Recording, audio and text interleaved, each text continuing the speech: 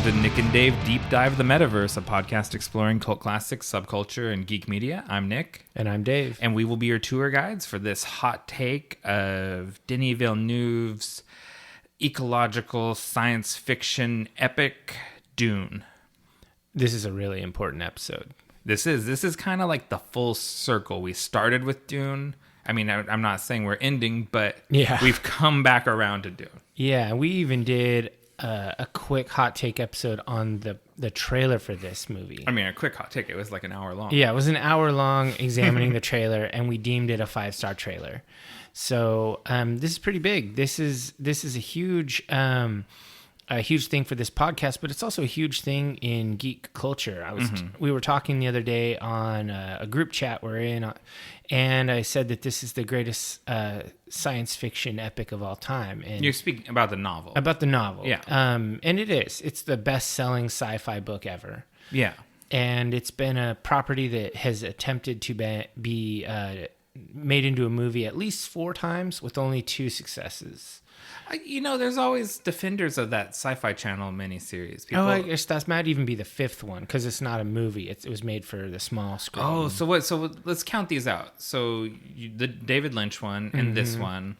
There was the, what is it, Jaworski or whatever first? Jodorowsky. Yeah, Jodorowsky. So that movie never got made, though. And then there was another person who bought the license and tried to secure funding after the Lynch version and never got it. I can't remember the name. I saw it in one of the many interviews and docs I watched after seeing this movie. Because the book is considered unfilmable. That has been kind of one of the tags that's attached to it. Yeah, I mean, but it used to be unfilmable, but it is now because of technology. Well, I think it would still be challenging for most filmmakers to try and film this movie. Oh, sure. I think it took an exceptional confluence of talent to pull this off, and not to bury the lead, but they did pull it off. Yeah, it was really good. I don't think we're spoiling anything there. But yeah, the great thing about this movie is that this was made by a true fan of the property. Denis was a childhood fan. He read it first when he was like 13, and he used the book like a Bible when he was making this. He wasn't referencing anybody else's movies or anything. He just was referencing pages in the book. When he would talk to actors or talk to prop designers, he would reference pages from the novel for them to study. When there's a question about how do you handle this, go to the text. Yeah, and he had a good relationship with Frank Herbert's son to talk about various things, make sure all the pronunciations were done the Herbert way. So if something is pronounced in here differently than in the Lynch version, this is the definitive version. So even though Frank Herbert was alive during the Lynch version, he didn't really have much input on the movie at all. No, I've watched interviews with him, though, and he was a fan of it. I think he was actually more of a fan of it than David Lynch was. And, you know, we're on record. We're lovers of the David Lynch version. And I don't know. More than you. Let's be on record, right? Yeah. Well, no, I liked it a lot, but I just am more cognizant of its flaws. That's true. But I still liked it a lot. And I think it was a good adaptation. But I'm sure both of us have been watching lots of interviews and stuff because YouTube is just filled with all these interviews and behind the scenes and yada, yada, yada. So much press. It's really great because it really shines through how much Denis Villeneuve is a lover of this property. And another thing that I was really, really blown away by, the passion behind it, was Hans Zimmer. He's been a fan of this property since he was a boy. He has always wanted to do this, and so that's a big value add, getting Hans Zimmer on board. I thought was really interesting with Hans Zimmer is that he was so I'm sure we saw the same interviews, but he was so attached to the story that he has avoided any other adaptations. He never saw the David Lynch movie. He never saw the miniseries. He just he didn't want to soil the images that he had in his head. Yeah, and I love the idea that he as a composer and as a musician, that he already had soundscapes in mind for certain scenes before he was even asked to do this project. Yeah. Something I thought I was interesting thing that he said, that he went and talked to the sound design people, and he said, I'm going to come right up to the edge of sound design. Yeah. Yeah. Spoilers, he did. Yeah, he really does. And I expected that because I saw Blade Runner 2049 at Cinerama in Seattle, and similarly, the sound design, or the score of that movie goes right up to the edge of sound design also. Yeah, and that was also a Villeneuve movie, and that I really liked. We haven't done a Blade Runner episode. We've talked about doing that. It's been on the list since the beginning. Because we're both fans of that property as well. And I guess rather than just talk too much about it before we get into our chronological, just sort of meta information, I think that almost universally, the actors involved in this movie were passionate about the property. The older ones, the younger people like Timothy and Zendaya, they weren't really fans of it, but you wouldn't expect that from a 20-year-old or whatever.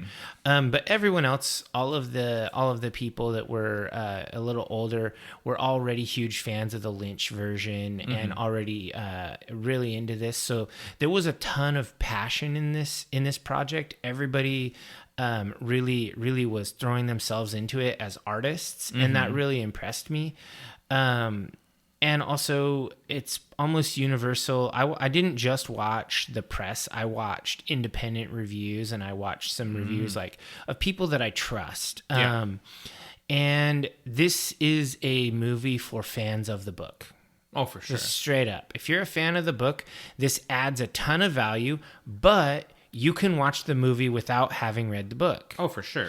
So it straddles that line of being extremely faithful, where it doesn't explain every little thing. Like when you first meet Thufir, the Mentat, it doesn't explain it, but you get it. You just get it. And so I've been talking about this with Lisa, because she's been sitting there while I've been watching all these interviews. Yeah, shout out to Carrie as well. She sat through all this and my multiple watchings of the movie. Yeah, and so it's like I'll be watching a YouTube video and then pause it and then turn to her and talk to her about what the person just said. And she's a trooper. She's put up with all this. That's good. She seemed to both of our wives seem to have liked this movie. Yes, so that's good. And that was sort of all through the movie.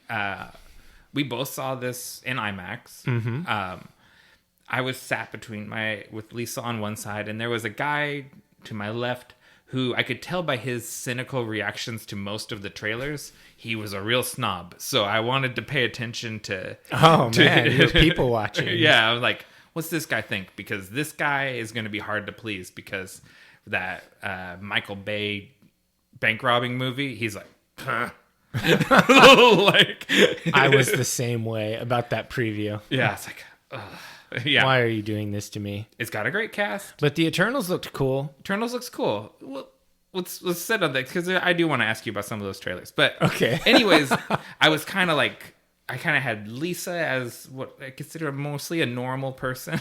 Yeah, and then mostly right. Yeah, she won't not listen completely to this. normal, or she would not have married me. And this guy next to me, as a cinephile snob, I just pegged him that way. And so I'm just like, wow, are they react? It's hard when people wear masks, though.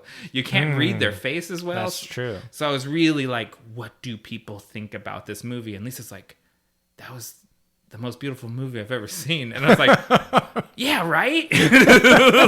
Like, wasn't it? Yeah, I mean, it is pretty amazing. So let's just sort of dive into this stuff. What have you been up to? Okay, I got a few things. I'm on staycation right now. Nice. It might be a vacation. We might get out of town this weekend, but mostly we've been staycationing. So we've done things like we went to the Salvie Island pumpkin patch. Ooh. Did the corn maze, and that's a holiday tradition for us. This is our anniversaries in October, and so we always take vacation at this time of the year, and just have good... Man, how long has it been? 19 years. Wow. That's a long time. I remember the day. Yeah, it's pretty crazy. It's pretty crazy it's been that long. And then things of note that I did. friend of the show, Diver Sam, aka Simp Sam on Instagram, had his first solo. His art is dope, by the way. I just want to throw that out there because I follow him on Instagram, but I love the paintings he posts. Yes, so he had his first solo art show. He's been featured in art shows, but this is his first full gallery, all his paintings. Oh, that's cool. It's called Judgment Day, and it's like he does like these Baroque style paintings using Simpson characters, and they're loaded with like political and social symbolism. Super dark, and there's a lot of nuance. Like if you really look at all the little details, it just kind of keeps unfolding. Yeah, and I was standing around there with some other art fans, and just like, what do you think the three-eyed fish represents? Like everyone was getting real deep into it, and that's those are still up at One Grand Gallery in Portland on Burnside. Nice. So if you're local, I encourage you to go down there, and if you have a few spare $1,000, buy a painting. Or if you're like me and you don't have that kind of liquid cash, there's also merchandise like coffee cups and puzzles that nice regular proletariat people can afford. And then other than that, Lisa and I have been putting together my battle vest. Sweet. I've watched a million YouTube videos. Shouts to Phil O'Stein and Reptile DIY, who are kind of my two big people that I thought these guys make pretty cool vests. And then other people that I didn't write down their names, but so we're making progress on the battle vest. But I'll finally have a cool patchy vest to wear to shows. What about you? What have you been up to? Well, I haven't been doing cool stuff like you because I'm not on staycation. No. I've just been working a lot, doing what I normally do, sword fighting, playing guitar. Barrowlands is recording its album. We're doing all of that. Why did I say its album? Our album. We're doing the whole, we're doing it all real slow, like getting things done perfectly. But I guess the number one thing that's kind of come up lately is I enrolled in grad school. Oh, wow. And I start in January. So that's going to be a thing. It's all online, so I don't have to go anywhere. And a lot of it is going to tie in with my work stuff. So it's going to be tough, but it's definitely manageable. I'm going to try it. My goal is start in January, finish before September. Oh, wow. Because it's a self-paced program, you can challenge courses and just like go like hog wild on it. Yeah. So that's one of the reasons I chose this program, is so that I can use my summertime months to just finish it, like execution style. Well, that's pretty cool. That'll be, I'm assuming, a large pay bump once you get that certification. Yeah, it'll be good. It's I wouldn't be doing it if it wasn't giving me a pay raise. Not just for the self-enrichment. Well, if I was doing that, I actually looked for some master's programs on that were things that I really wanted to study. There's there's a program in Scandinavian studies, specifically in ancient Norse mythology. It's the University of Iceland in Reykjavik, and it's tuition free, and it's of course fully accredited, but they don't offer it online. So if you get accepted to the program, you have to move to Reykjavik for 2 years, but it's free tuition. That's just not doable for me. There was also another program in the Old Norse language, which I'm very interested in, at University of Oslo. Same thing, though. If you get accepted, it's free, but you have to move to Oslo for 18 months. So both of those those are both things that you should have figured out that you wanted to do when you're younger, basically. Yeah, I really should have. All of the other ancient history programs are not focused on areas that I'm super interested in. They're more like surveys. They just kind of cover everything. That's not really my jam. I was really rooting for you to get your master's in vampire studies. That was that school is a little bit fly by night, not to be too vampire, but vampire studies would be pretty dope history degree to get. And you don't have to move to another country. Yeah. Or do you move to Romania? Oh yeah, I think you have to go to Transylvania. All right. Well, what are we drinking today? What's our podcast fuel? Oh, I always try to theme the beer to the thing we're deep diving. Some are closer than others. Some are closer than others, but I think this was a 100. I got us Chris Knife from Fort George. It's a New England style / hazy IPA, 7.2 ABV, 0 IBUs, and it's a collaboration with a brewery called Our Mutual Friend Brewing out of Denver, Colorado. It's a aromatic hazy IPA with biscuity English malt. And what kind of hops did they use? Yeah, I'm missing it. It's super good though, and the art is cool. It's a big old knife being held in a hand. And yeah, this is a Chris knife. You can't get more perfect for Dune. Yeah, and they don't hide it. It's I'm reading their description here, and it says named for the knife made from the tooth of the sandworms in the Dune novels. Mostly because we're nerds, and also because these hazy IPAs have become one of our favorite style. Never leave home or never leave. Man, I'm stumbling on this. Never to leave our side like a trusty knife. Oh, okay. Yeah, I mean this is really good. I wouldn't say that it's like a remarkable beer, but it's pretty good. I think it's pretty good beer. No doubt. So do you want to take a break and then we'll get into this deep dive? Sounds good.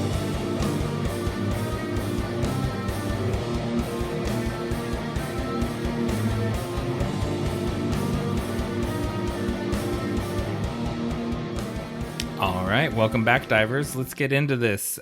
Dune 2021, Denis Villeneuve.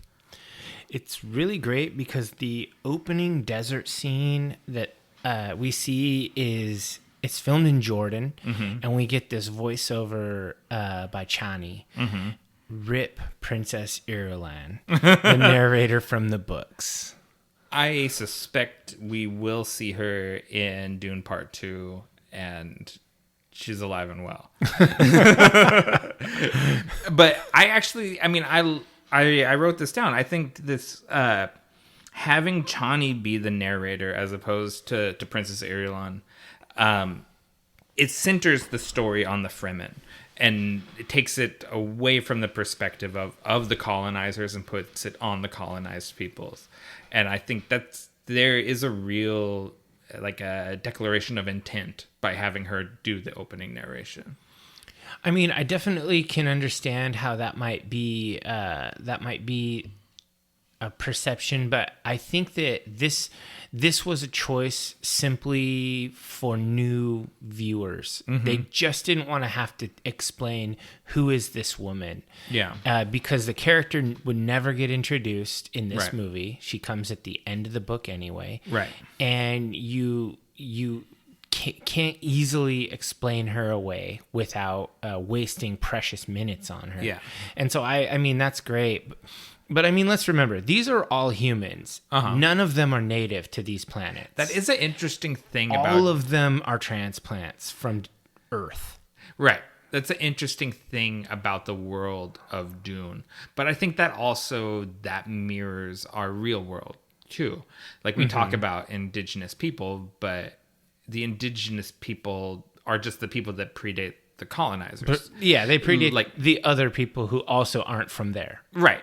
But they're the first people to get there, right? Like sure. Pacific Islanders left out of Southeast Asia and went by canoe and colonized all the way down to Australia. Yeah. And there just wasn't people there before. And then Europeans came later on. Sure. And we call those people indigenous. But it's not like they sprung up out of the earth there. Yeah, I don't want to try to make this a total social commentary in the universe because... I mean, the movie is largely about, it's at the time, it wasn't about indigenous versus outsiders as much as it was about other things like ecological things, patriarchal things, and stuff like that. I mean, I think that of course it's going to be seen through a modern lens, and that's fine, but that I think that is actually the social commentary aspect takes a big backseat to just the art film nature of this movie. Yeah, I don't know if I agree with that. I mean, I think the social commentary and the ecological commentary are just all baked in They're not separable. You don't have to you don't have to be focused on them necessarily, but they're just there, and I think they're in the text too. I definitely think they're in the text, but I don't think that making Chani the narrator was... I don't think that was really... I don't think that was a social commentary move. I literally just think it was a simplification move. Okay. I mean, they did, frame this up in character about colonization, but I don't know. It just doesn't seem like that was... it seems like that would have been a departure from the book, and I don't think that's what Villeneuve was trying to do. Okay.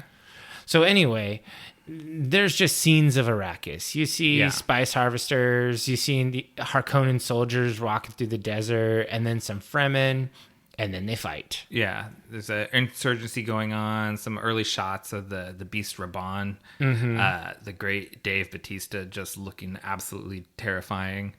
Yeah. I think it does a really good job establishing the mood and giving you a sense of world with minimal... I mean, this is kind of weird to say when it's a narration, but minimal exposition. Something the David Lynch movie is loaded with exposition. Like the first half hour of the movie is all explaining the movie. Yeah, like this doesn't start on Caladan, it starts on Arrakis. And really, I think that they frame this up like it's a book. Yeah. Because this is the prologue. The actual chapter 1 starts when you meet Paul. Right. This sort of vision of things to come, it's like a teaser of a future war. They make it exciting before they make it boring. And then they can make it exciting again. Yeah. Yeah, we cut over to Paul sleeping. I have my notes. Paul sleeps like a baby. He's got that face down, butt up sleeping position that usually adults don't do. Yeah, and I mean, Timothée Chalamet, I was a little bit skeptical on this casting when I just saw a picture of the guy. I saw him and I was like, man, that's no Kyle Mack. He looks too skinny, too waifish. He doesn't look like a guy who could be an excellent like armsman like Paul is supposed to be in the book. He doesn't look like he's done a lot of fighting. And then when I saw him in this movie, I understand why he was cast. Yeah. Because of his, it's almost like, even though he looks young, the way he speaks and his eyes, he seems old. Yeah. He's 25 now. He was several years younger because this movie has been waiting to be 22 or something. Something like that. Filmed. Yeah. And Paul's supposed to be 15, I think, right? Mm-hmm. Yeah. He definitely is more believable as a teenager than Kyle MacLachlan was. Yeah. I don't think and we don't need to keep going back to the David Lynch one. But you have to.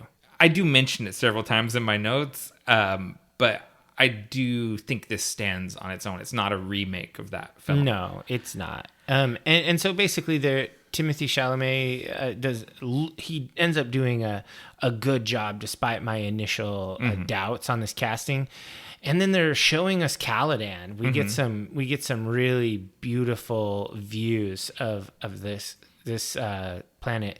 I definitely would not want to leave Caladan and go to Arrakis. Most of Caladan is filmed in Norway, I think, with a little bit of Budapest. I think Oscar Isaac wasn't available for a lot of the location shooting, so generally, if Oscar Isaac's in the shot, it's probably in Budapest and not in one of the more remote locations. Interesting. I mean, I guess depending on where you start from, Budapest is pretty remote too. Yeah, I was gonna say it's remote from here. Yeah. But gorgeous. Caladan looks gorgeous, as does everything else. You texted me right after you were, or while you were watching it the first time, or right afterwards. I don't know. And you were like, how are we even going to do this podcast? It's just going to be a gush fest. Yeah.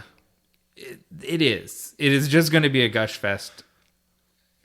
We love this movie. Yeah. And it's, I start way too many of my notes with, I love Yeah, if I blank. did a control F on the word love, I would probably have way too many. Yeah. I actually started intentionally self-editing that word from Did my you? statements. Yeah. So Okay, like, yeah, we're on the same page. Yeah. So then Paul is having breakfast with his mother, Lady Jessica, and this played by ably by Rebecca Ferguson, a Swedish actress. And just looking at her, she looks exactly right for the role. Oh, yeah. In my opinion, she has kind of a reddish colored hair, which if you aren't already in the know, she's from Spoiler. a Harkonnen lineage. And so she looks dignified and graceful, and she's very pretty, but she doesn't look like like Instagram model pretty. It's like a different kind of thing. Yeah. She just looks like regal, I guess. It's I think in the way she carries herself. Yeah, I mean, despite your misgivings about Mr. Chalamet, I think the casting in this movie is 100% spot on. Yeah, it's every really, single person. It's really good. There are a few that I like better than others, and there's a few that I like a little less than others. Oh, okay. This one I think is really funny because when I just was looking at pictures, I was like, that's right, that's a perfect Jessica. But then when I listened to interviews with Rebecca Ferguson, it's hilarious because she did not read the novel, never read the novel. She said it was too dense. She couldn't get past page 25. Right. And when she was pitched the idea of playing the character, she was like, I don't want to play a concubine. And they were like, yeah, but you have these like cool superpowers, etc. And she's like, I don't want to play a superhero concubine either. And so she really was not into this. I could not believe that she was so ignorant of the material that the idea of a Bene Gesserit would be a superhero in her mind. When I heard her say that, I was like, oh my God, who the fuck are you?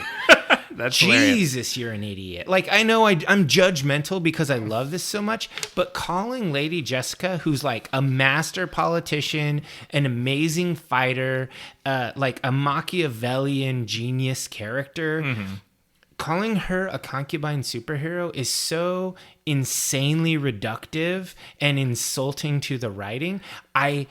I retroactively disliked her for that. Oh, really? Yeah, I was like, wow, you're a great actress, because I couldn't even tell you were such a fool.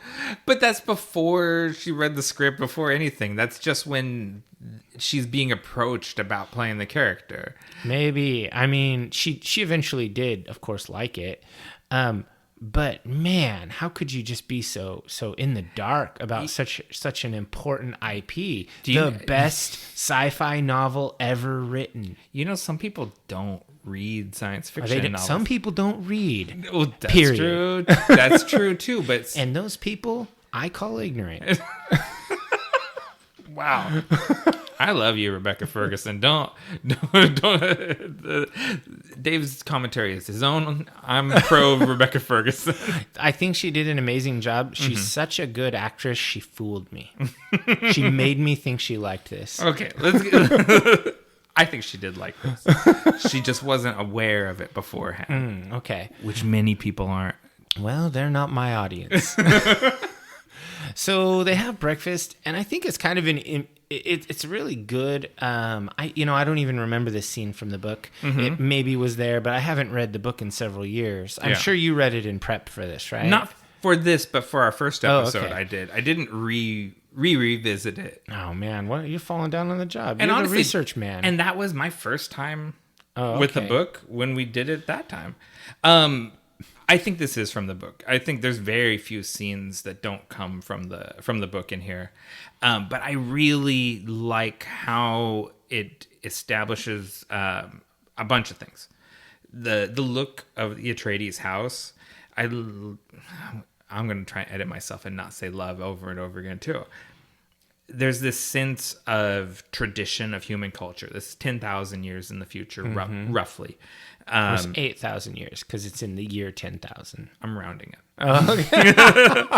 And there's all the there's little things like the windows have this sort of Chinese styling to them, and there's like bonsai trees in there, and there's the bullfighting statue, representing the Atreides family, and like there's this, like you said, we left Earth in this universe. We left Earth long ago, and there's this sort of distilled human culture, and it's pan-cultural.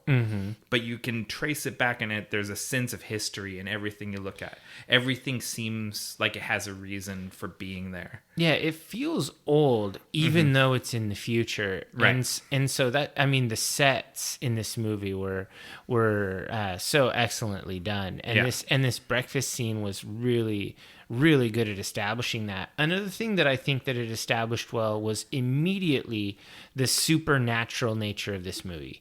This movie is not just about, like soap opera in space. She straight up forces him to use the voice right away, and you understand, oh, these are magical people, right. Or however you want to mentally categorize it. This sets the tone for the whole story. Right. And you and I, almost every episode, we have the discussion about show and not tell. And they show, I mean, even they're talking and she says, use the voice. She doesn't ever say, use the voice, use your Bene Gesserit powers, Paul. Like, it's the training that I gave you illicitly. it is all implied, and Villeneuve trusts the audience to get it through context and to keep up with things and to fill in the blank yourself. It doesn't just like force feed you information, and it's a much better movie because of it. Oh yeah, for sure. They show you a bunch of things, and they make sure that if you're a fan of the book, you're seeing things that you recognize, and it's really cool. Yeah. But if you're not a fan of the book either, it's very clear what's going on, or it was inconsequential to the flow of the plot. Right. And so that's really cool. So the voice sound, the way they did the sound design for that, it was so crazy. Like the bass and the high, it's like the way it's all EQ'd out and multi-tracked, it sounds so crazy. I loved it. Yeah. And this is something, watching it in the IMAX theater and then watching it at home, how different the experience is. And I was so glad that you went to the theater and saw it, because you're a theater skeptic. I'm a theater hater. Yeah. And I'm more in line with Villeneuve, where the theater is the church of cinema, and I think it's important to go to that place. I hope they all die. But you can't have that experience at home. Like, that's true. The sound was definitely superior. Yeah.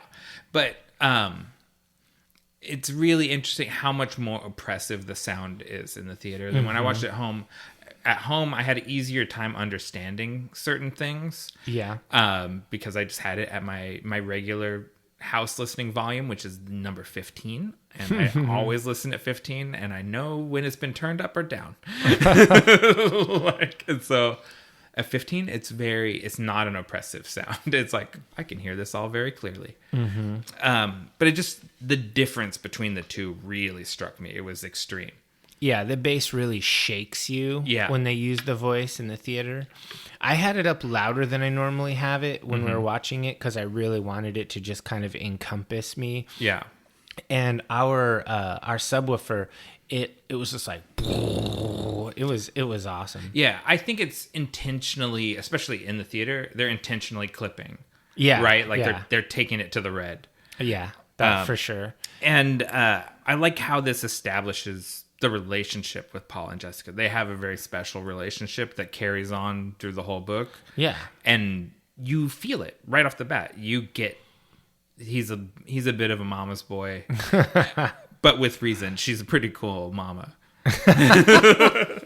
So like basically we get some more kind of establishing shots. Like we see like this crazy cool airplane thing flying around, doing buzz in the water, and maybe I jumped ahead a little bit, but they show us various texts, and you cut to Paul is actually like watching a holobook on Arrakis, and it's talking about Shai Hulud and the Fremen and all this stuff.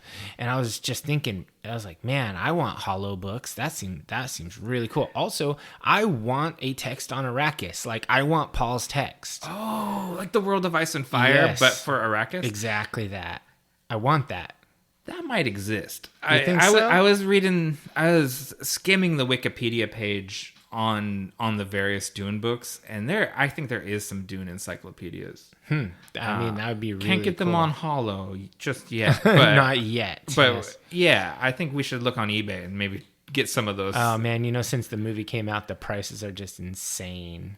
On the other hand, things once out of print go back into yeah, print. that's true. That's true. Because So- I don't want it for its historical value. I want it for its actual reading. Yeah, the fake information contained within. I want to study fictional worlds because my own world is boring. Fuck, man. I love that World of Ice and Fire book. I've read it more than once. I love that thing. Another time we'll talk about the World of Ice and Yes. Fire. Back on Arrakis, the Imperium is sending emissaries to Duke Leto because they've been given control of the planet Arrakis. Yes, and the Spacing Guild arrives, and there's an emissary, and they're walking out of the ship, and it's all like there's a bunch of Atreides military all lined up and everything, and the Spacing Guild helmets, the kind of bubble helmets where you see the melange like flowing around inside in front of their faces, it looks really cool. Yeah. It looks a lot cooler, and then their servitor people, they look a lot cooler than wrapping yourself in trash bags. Well- It's just pretty dope. Yeah. Well, so again, we're gonna mention the David Lynch movie several times. The Spacing Guild, the way they're portrayed in the David Lynch movie as sort of like big malformed fetuses in a tank. Yeah. I like this better, and I think it is closer to the text, and I think the fact that we don't see what they look like, we just see the helmet full of spice, is more tasteful and cooler than showing us the weird Eraserhead baby, which is what Lynch did. Yeah, I like this better too. I think that overall we get a cooler Spacing Guild. And I actually think that they gave the Spacing Guild some short shrift in this movie. I think we'll get more of them next movie. Yeah, I really hope so, because we didn't get enough space shit. It was basically you're on Caladan and now you're on Arrakis. Oh, I wanted more space shit. We'll talk that because that's coming up, but Sure. I have a different take on it than that. There's really great subtle character work in this scene. As they're watching the emissaries come up, and Duke Leto says to Gurney Halleck, he's like, "Smile, Gurney." He's like, "I am smiling." Yeah. And it's just like that little moments like that tell you everything about a character in just seconds, right? Like, you know exactly who Gurney Halleck is from that one line. Yeah. And the scar on his face helps too. But it's like, this is just really good, showing and not telling. Yeah, and they never tell you what a mentat is, but when Duke Leto They never say the word. Yeah, they don't actually say it. When Duke Leto just casually muses, how much did it cost them to send this emissary? And you see Thufir's eyes roll back or become white, and then he just straight up spits out the calculation. You know exactly what he is. He's a human calculator. Yeah. And it's great. You just follow along, and it's maybe you and I have a leg up on this, having studied it. But I just think I wouldn't have any trouble following this stuff and filling in the blanks in my head if this was my first exposure. Yeah, and this scene is really cool. I really loved how, when the Imperial emissary reads off the scroll and everything, how Duke Leto responds to him. Basically, I think Oscar Isaac is just perfect for this character. He's so much, in my opinion, he's so much better at playing this kind of serious role than he was in like sort of comedic role like he was in Star Wars. I just kind of think Oscar Isaac is great at everything. I've never seen him do a bad job, even in a bad movie.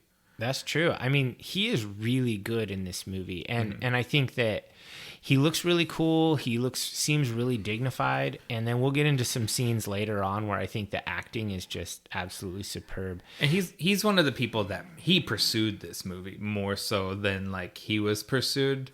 It was like as soon as the word was out in the circles that Villeneuve was developing Dune, Oscar Isaac is like, I hear you're doing Dune, and I'd like you to consider me for any part. Yeah, like he could have done a Gurney Halleck, you know, like, but Josh Brolin is like buddies with Denis, so he got in on the buddy card, as he said. Yeah, but he's perfect too. Yeah, he is, and I really like this the character, how he kind of develops through this movie, but he's a general and a trainer, and he's he's kind of like a warrior scald philosopher. The warrior poet. Yeah, he's just such a great character. Did you miss the pug? Because I missed the pug. I'm hoping the pug comes back. The pug's not from the book, so the pug's not gonna make it. But I just always thought when I'd see Gurney Halleck, in my mind he carries a pug. Well, we never see the balisette. No, so which is his 9-stringed lute-like instrument that doesn't actually exist in the real world. Cut scene, man. Like, was it cut? Yeah, because they shot the upcoming scene with him and Paul where they're training.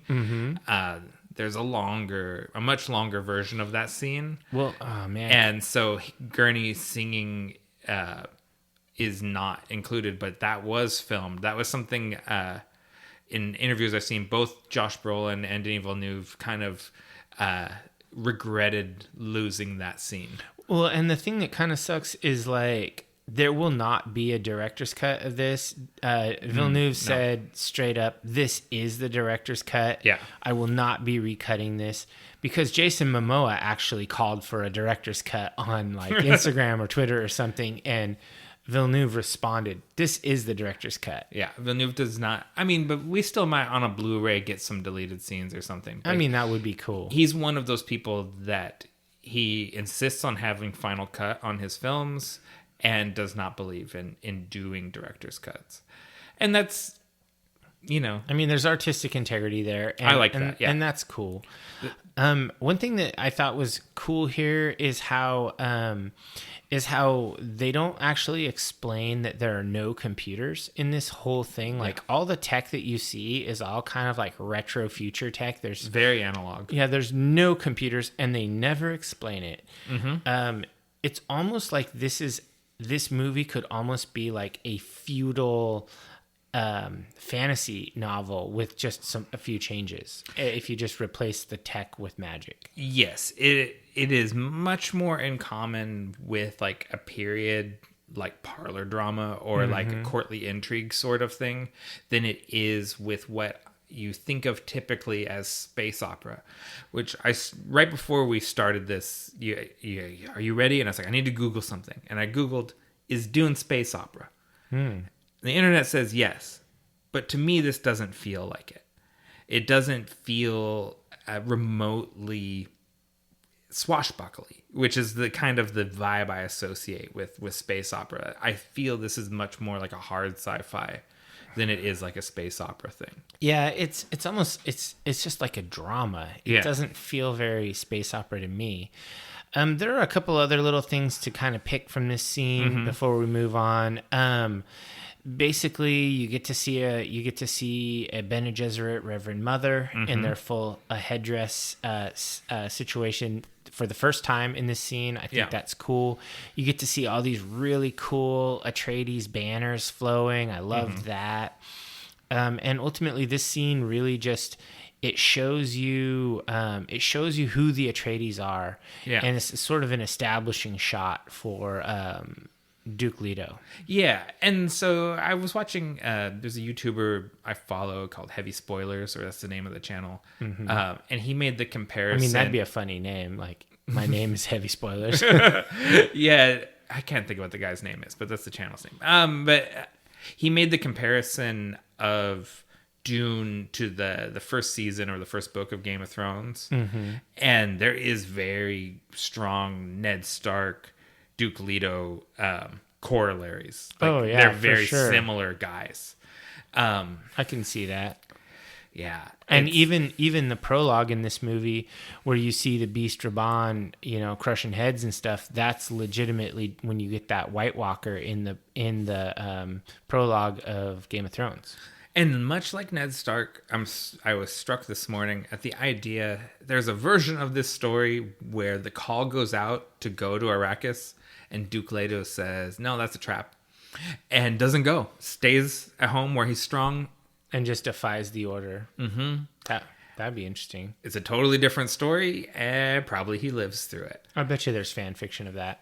Oh, the internet is a terrible, wonderful place, and probably you're right. The one thing I wanted to call out, the fifth thing that I wanted to call out in this scene was I want to take a moment to appreciate how difficult it is to make a film like this with a galactic empire and a desert planet and a rebellion and not make you think about Star Wars. Because I didn't think about Star Wars. Yeah, I didn't either. I mean, and just for all the divers out there who aren't mega dweebs, this predates Star Wars. Yeah. And it's well known that George Lucas drew heavily on Dune in his own creation. Arrakis is Tatooine. Right. And it's very... all this stuff George Lucas is the famous thief. Right. And he borrowed heavily here. Han Solo smuggles spice. The Sarlacc and the Krayt Dragon both are kind of based on the sandworms. But just to give another side of that, John Carter, really, you couldn't help but think like, oh, this is a great Star Wars movie while you're watching John Carter. Oh, even though that book is like 100 years old and way predates Star Wars. Star Wars borrowed from John Carter, but the movie John Carter borrowed from Star Wars. Yeah, I don't think this borrowed from the Star Wars movies. I feel like Denis Villeneuve has a really interesting way of making things his own. Mm-hmm. I think part of that is, and he did it on Blade Runner 2049, is set design. Yeah. He does set design better than any Star Wars set designer, period. And I would only say that the only thing in the entire Star Wars metaverse that can even hold a flickering, fading candle to this movie is The Mandalorian. Everything else, wow, no. Interesting. Yeah, so there's kind of two... Because Taika Waititi is also a genius. Taika Waititi is also a genius. And so is Denis Villeneuve. Mm-hmm. Although, Taika's only directed the one episode or 2 episodes of The Mandalorian. Sure, but he has his fingerprints on the creation of the thing. Okay. We've gone way off. We've gone way off. Why'd you even bring up Star Trek? Or Star Trek? Yeah, this has nothing to do with Star Trek. There are no Klingons. Yeah, well, unless the Harkonnens are Klingons. They're a little like the Klingons in Discovery. Yeah, let's persevere, and if whatever my thought was, if it comes back to me, I'll bring it up. All right, yeah. So then we actually get the airplane thing flying around. It's almost Duncan. Like an X-wing, but cooler, I guess. And then it folds up and it comes into the hangar, and then we meet Duncan Idaho, played by Jason Momoa. He's the house samurai or knight, however you want to think about it. He's essentially just this super badass warrior who's Paul's buddy and trainer and big brother all in one. Again, here's that word, that L word, love. I love this casting choice. Mm-hmm. I love the relationship between Duncan and Paul. Immediately, you see the big brother relationship. Paul's a special boy, and everyone loves Paul, and everyone has a special relationship with Paul, and they're all very individualized. It's because he's the Kwisatz Haderach, right. And literally, it's impossible not to love him. Basically, that's his character. Yeah. He is a special boy. He's a magic boy. He is the magic boy. Yeah. He is the hero's journey hero. He has the auspicious birth and all that. Yeah. But I really like the relationship with Duncan. and Paul kind of, he wants to go with Duncan on the scouting mission to Arrakis, and Duncan's not having it. Yeah, he says he had a dream of Duncan being dead, and he thought that if he went, he could save Duncan. Mm-hmm. And, I don't think, because Momoa is such a character unto himself, he doesn't always get the credit for being as good of an actor as he is. Yeah. Paul tells him that while he's facing away, and so we're looking at a 2-shot of both of them, and you see Duncan's face and like he's touched. Yeah, he's like super. He feels really like a certain kind of way that his little guy, the kid he's been training to be a warrior, wants to come and defend him. Like that really like it makes him feel real feelings, which are not common for the warrior type concept. Right.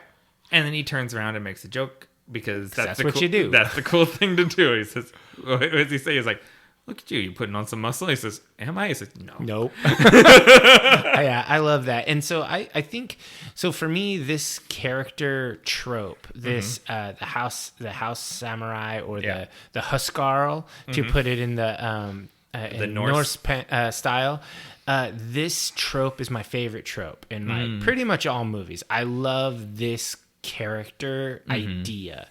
And so this sort of the honorable warrior who's the guardian, who also does like cool special ops shit, that kind of thing. Like this Duncan Idaho character is and has been my favorite character in the Dune books. And I think that Jason Momoa was a perfect casting. Yeah. And he plays the character so expertly to make him simultaneously lovable, but also extremely dangerous. Oh yeah. Like you can just tell there's murder in those hands. He's lethal. Yeah. And that comes up. There's a really great moment later that I'll shout out as we get to it. And I think that one funny thing, like I saw an interview with Jason Momoa, and he is a character unto himself, but he's always really verbose when people ask him questions. He has these kind of rambling answers and stuff. He's asked straight up, who wins in a fight, Duncan Idaho or Khal Drogo? And he just says, Duncan Idaho. Yeah. He doesn't even like beat around the bush. It's very clear. Duncan Idaho takes out Khal Drogo without a problem. I mean, Khal Drogo died fairly ingloriously. Yeah, well, he died to a curse, but really, if he died from an infection, he died from a scratch. If you look at this, Duncan Idaho is the Jaime Lannister or the Arthur Dayne, sort of the Morning. He is the pinnacle warrior, which is also a trope. Yeah, he's that guy in this setting. And I thought something kind of came up in the research of our last episode, which about the Crow, because the last person that had been attached to play the Crow was Jason Momoa. Oh man, when he was younger, recently, like 2 years ago. Yeah. Dang. And I was sort of struck by seeing them next to each other. I think Timothée Chalamet would be a way better Crow than Jason Momoa. That's probably true. They would be very different crows. Yeah, I think Eric Draven should not be a Momoa type. Just a big, muscly dude. Yeah, like, there's something... He's a wiry, like, sad boy. He's not a boisterous surfer bro.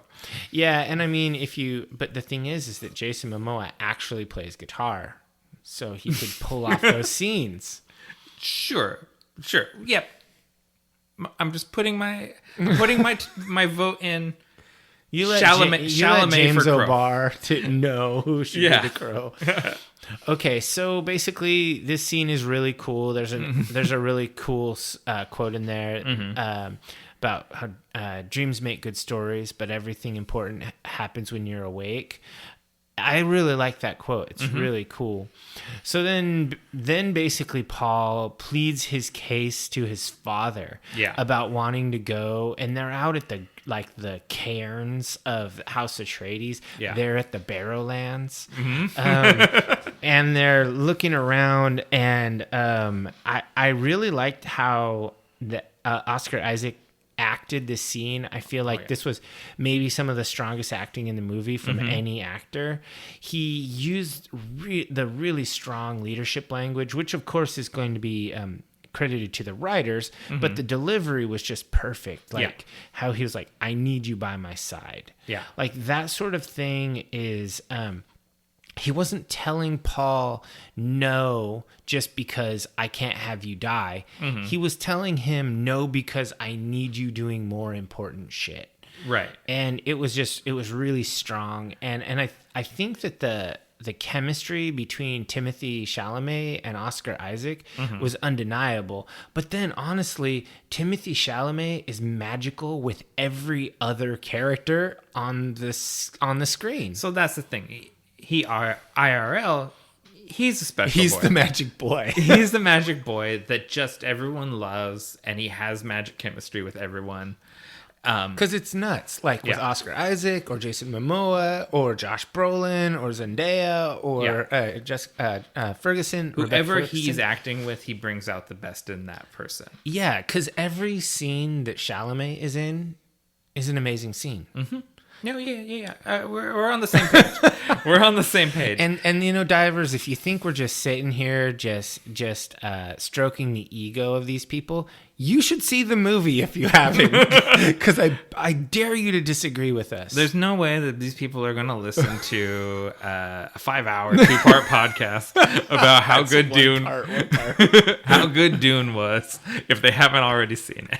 That's true. That's true. So, I hope my buddy Ed listens to this because he hated Dune. So since you brought that up, I saw his comment and I have been making fun of it to Lisa, kind of like just nonstop. I've been saying like, I consume more media than anyone.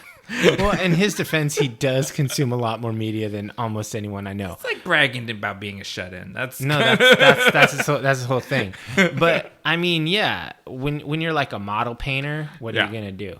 You know, consume a lot of media. But anyway, not everyone likes this. So if someone watched this and didn't like it, add us on Twitter or respond to our Instagram post, because that's where we check. And we will engage in a flame war with you. Oh, I was gonna say, and we will block you. No, we will fight you over this one because I unfriend you. Damn it, Nick! And now we have 49 listeners. All right, so Hold on. The pull quote though about a great man doesn't seek to lead; he's called to it, and he answers. And if your answer is no, you'll still be the only thing I ever needed you to be. My son. That's thug tear. It's so good. That's a tearjerker, and I love this is the first invocation of an important concept.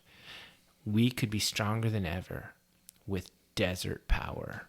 That's a big deal in these books. Yeah. And I think that this is important. It comes from the books, and it was big in the Lynch movie because it's a super critical function. Duke Leto is not going to go there as an oppressor. He's going to go there and he's going to attempt to forge an alliance. Which this charisma and leadership is exactly why the Emperor doesn't like Duke He's Leto. afraid of him. Yeah, he's too good. Yeah, because he sees Duke Leto and he's like, next Emperor. No. Yeah, no because way. he's a shitbird. Yeah. Cut to the Gurney and Paul training scene. Give us a song instead. I love that. I love this scene, and I think this is a great example of the stuff that you can always tell when the same scene is in both movies, in the Lynch movie and in this movie. I love that. That's like, here's the spots where David Lynch had the right instincts and did the right scene, because they're almost the same scene. Oh yeah, and I'm gonna say straight up, I am a Patrick Stewart stan. Yeah. And when I saw Josh Brolin, I was like, Josh Brolin is dope, but he can never be Patrick Stewart. And I gotta say, he took this role and he owned it. And no, he didn't. I don't think he outshined Patrick Stewart. No, but he did an amazing job. Will he? We talked about the pug. The second have a thing, mullet will in the he desert? have the skullet when in part 2? Oh man, I hope so. I do too. I just want to. I see Josh Brolin. He's not bald, but with the No. top of his head shaved, but long hair in the back. It Like just, a Theo Von kind of a look. Oh God, I can't. So it only got greenlit yesterday? That Yeah, part, it's insane. That part 2 Because it made so much money. Yeah, they finally they were watching the numbers and it clicked over the magic number and they're like, all right, give him $200,000 to go do another one. $200 million. Yeah, 200 million. Sorry, I'm not a mentat. I'm terrible at doing equations. It only got greenlit yesterday, but I can't wait for part 2. Like it's the top of whatever else is coming out between now and then. Everyone has signed on. Yeah, and it's awesome. Like I gotta say, like I gotta hear this next Hans Zimmer score because I was listening to this first one and it's fucking disturbing just to listen to. It's the darkest music ever. Like it's crazy how he incorporates noise and new invented instruments and twisted vocal parts. Yeah. And it's just awesome the way Hans Zimmer just orchestrated this. Have you because I listen to a lot of film scores because that's the kind of guy that I am. And so I've spent quite a bit of time with Hans Zimmer and I don't find his music very listenable as like songs. Yeah, it's hard to listen to it standalone. Yeah. He's really this is a score, not a soundtrack. Yeah, because it's like some podcast I was listening to, they're like what's the like the fundamental sound of Hans Zimmer? Yeah, I was gonna say.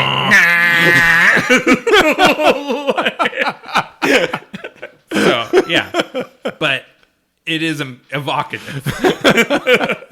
Yeah, but it's really good because it keeps you in the moment all the time. All right, so we got to keep going through here, so otherwise we'll cracking. never finish this. Gady Prime. Well, actually, there was a couple things that I really liked in the scene in the Barrowlands where they humanize the Duke. I love how he talked about how he wanted to be a pilot, and how he never wanted to be the leader, but then it was thrust upon him. I feel like they use that time so wisely. Yeah. There's no wasted energy in that scene. You really get the idea that Duke wants a thing. I should say Paul wants a thing. Leto wants something else. And they have this interaction. And simultaneously, you understand both of their perspectives and how much they care about each other. Right. And so the scene, there's no fat to trim. It's just such a sleek scene. So, and this is, we should say, it's a long movie, not exceptionally long, but it's 2.5 hours. Yeah. And I'd have taken 2.5 more. Oh, it's a lean 2.5 hours. Yeah, it's a spare. They cut a lot of things. Yeah, because, and you know, when you watch these interviews and they're like, well, this scene had more in it and more. And so like they made hard choices and cut things, and the stuff that made it is important. There's very little there's zero wasted moments in this movie. Yeah, so I jumped us back to the Barrowland scene, but this is actually, we were in the scene with Gurney, and I loved the fight scene there. I felt like Gurney really impressed upon the audience and Paul how hard it was going to be, you know, with what's mood to do with it.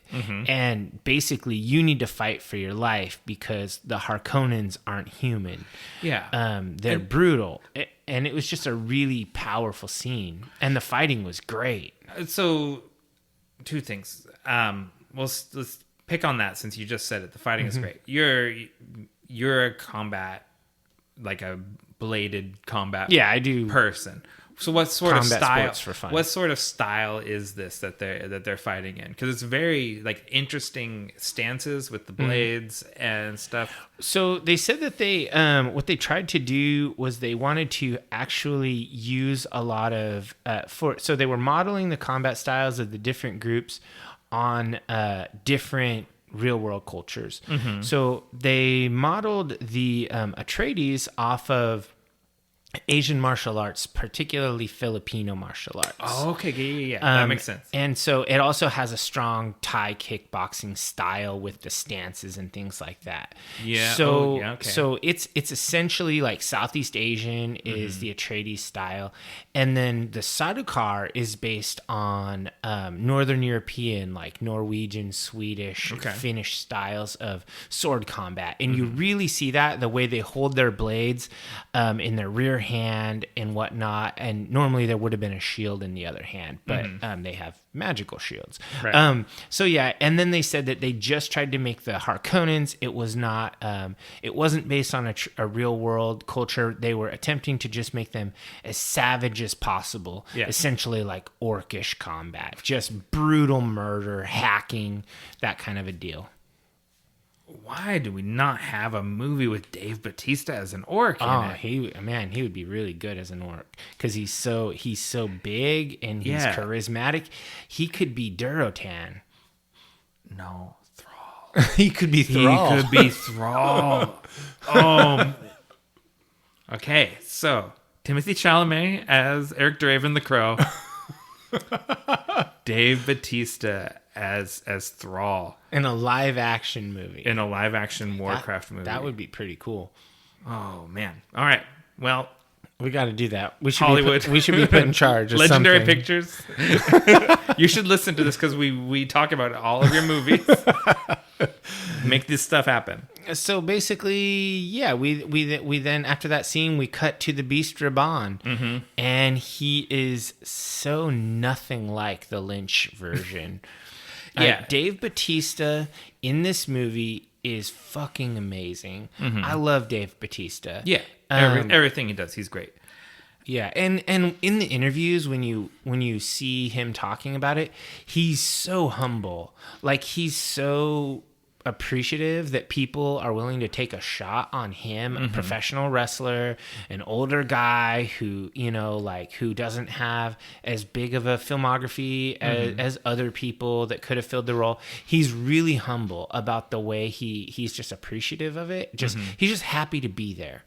And that's really cool. There's something, someone lumped him in with John Cena and Dwayne Johnson, which is understandable because they all come from the WWE. And he sort of pushed back and he was like, no, I don't want to be compared with them. He says, look at the movies that I do and look at the movies that they do. He's like, I was a wrestler and now I'm an actor. They're wrestlers that are acting. Oh man, that's brutal. But it's true. It's absolutely true. Well, especially John Cena, his shit is garbage. And The Rock he's in the middle. And Dave Bautista is the best. The Rock has like hit or miss. Like sometimes The Rock John Cena's got some good roles too. Yeah, he was in a Fast and Furious movie. That's not one of his good roles. Well, go listen to the Fast Saga podcast. We talk about him. And let's get back to this. Then we get Stellan Skarsgård, who plays Baron Harkonnen. The dude is 70 years old. He's a big dude. He's 6'3", but they put him in so much prosthetics and makeup. He goes from being just a big dude to being a fucking huge dude. It's insane. And he's just sort of like this big, but it's not like you can see like shoulder muscles and stuff. Yeah, he's still an imposing presence. He's almost like the dude, like he's kind of Kingpin-ish.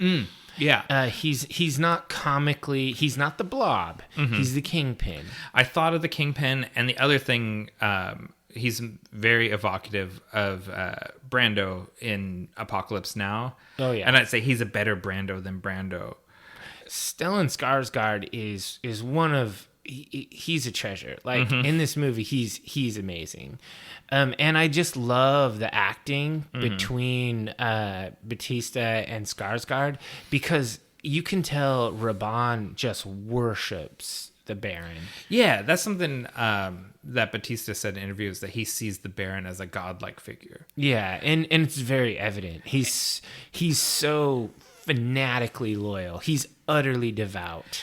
And I mean, David Dastmalchian as Peter DeVries. Oh, yes. He's unrecognizable. Yeah. Like, until he spoke and I heard his voice. And Lisa goes, "Is that the polka dot man from Suicide Squad?" It's like, yeah, that's him. I forgot he was in this. And I loved Peter DeVries in the Lynch movie, and I think he's amazing in the book. It's just such a cool character.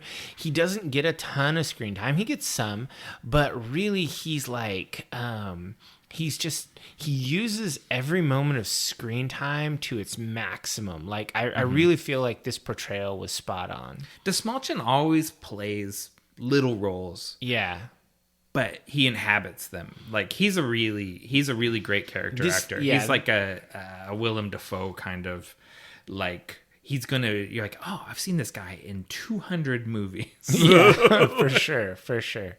Yeah, he kind of reminds me of like John Malkovich in his way, how he's like a scalpel on the screen. He's just so effective. For sure. And so I love the quote I pulled away from this one where the Baron says, "When is a gift not a gift?" And it's such a poisoned pill that they hand the Atreides. It's so excellent. And then we cut to this crazy scene where Lady Jessica is waiting for this craft that's descending from the sky in the dark of night, and Bene Gesserit exit, and they're still in Caladan. And she go and you see a Reverend Mother. We saw her earlier. Yes, we saw her in the scene with the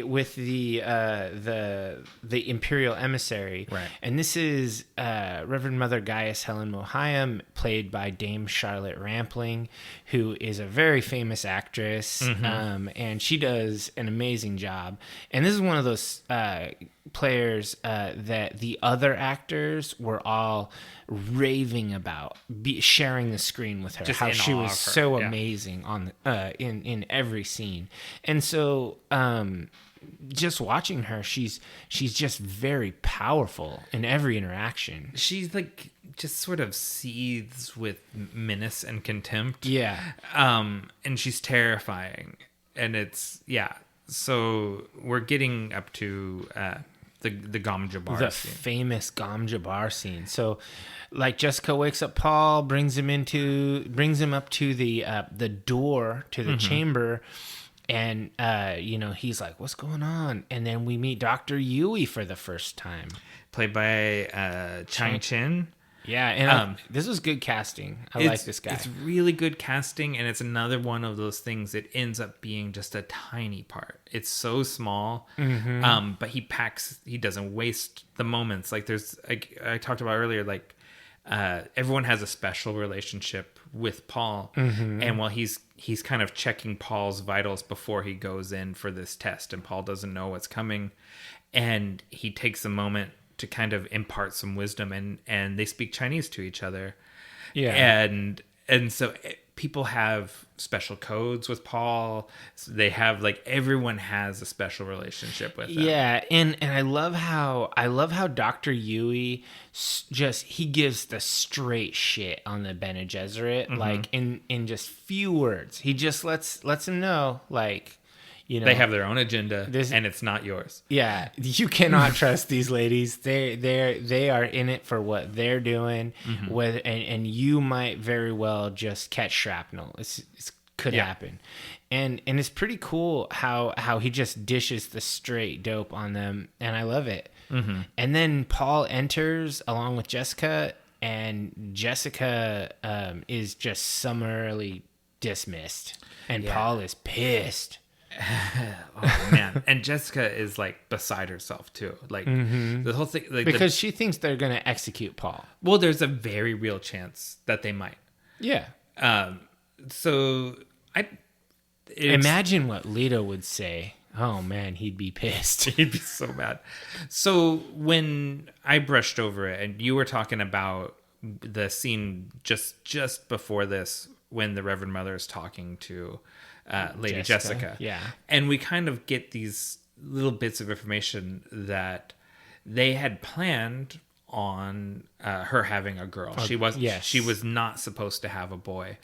But Lady Jessica and Duke Leto are in love, and Lady Jessica made decisions based on her feelings and not the machinations of the Bene Gesserit. Yes, because Leto wanted a son. And so Bene Gesserit are masters of their physical form. They're able to make that decision themselves. Yeah. And because the thing that they don't cover here at all is that she was supposed to have a girl who is supposed to marry Fade Rautha. Yeah, who's not even mentioned in this movie. Yeah, he's not mentioned at all. But he's a Harkonnen guy who, and then their child is supposed to be the candidate to be the Kwisatz Haderach. Yeah, but Jessica has gone rogue a little bit. Yeah, and produced a boy child that doesn't fit into the Bene Gesserit's plans precisely.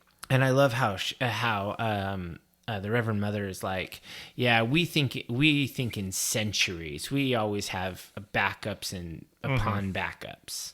Yeah, they're like, if he's the Kwisatz Haderach, then he'll marry this. Like, they've got schemes on schemes. Yeah, and I love and simultaneously hate the Bene Gesserit. I think for sure. I think everyone does, because they're so fucking cool. Like, they have these magic powers with the voice and their physical form mastery. Yeah. They're superheroes. They're evil telekinetic nuns. Yeah, and they're also like completely duplicitous and cryptic, and but they also drop straight up wisdom all the time. Yeah, and it's just crazy.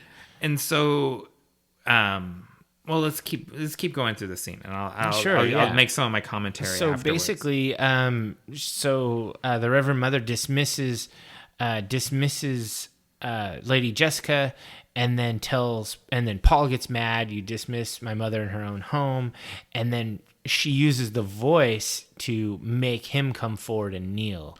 And he is similarly defiant. How dare you use the voice on me? Yeah, and the way they shot this is really effective. So they did a dolly shot of the camera moving away from Paul while they turn off the lights. Instead of showing Paul zombie walk across the room, we see it from Paul's perspective. And it's almost like the screen blacks out and he's kneeling in front of her by the time he's conscious, like fully conscious again. And you get the sense of you being pulled towards her.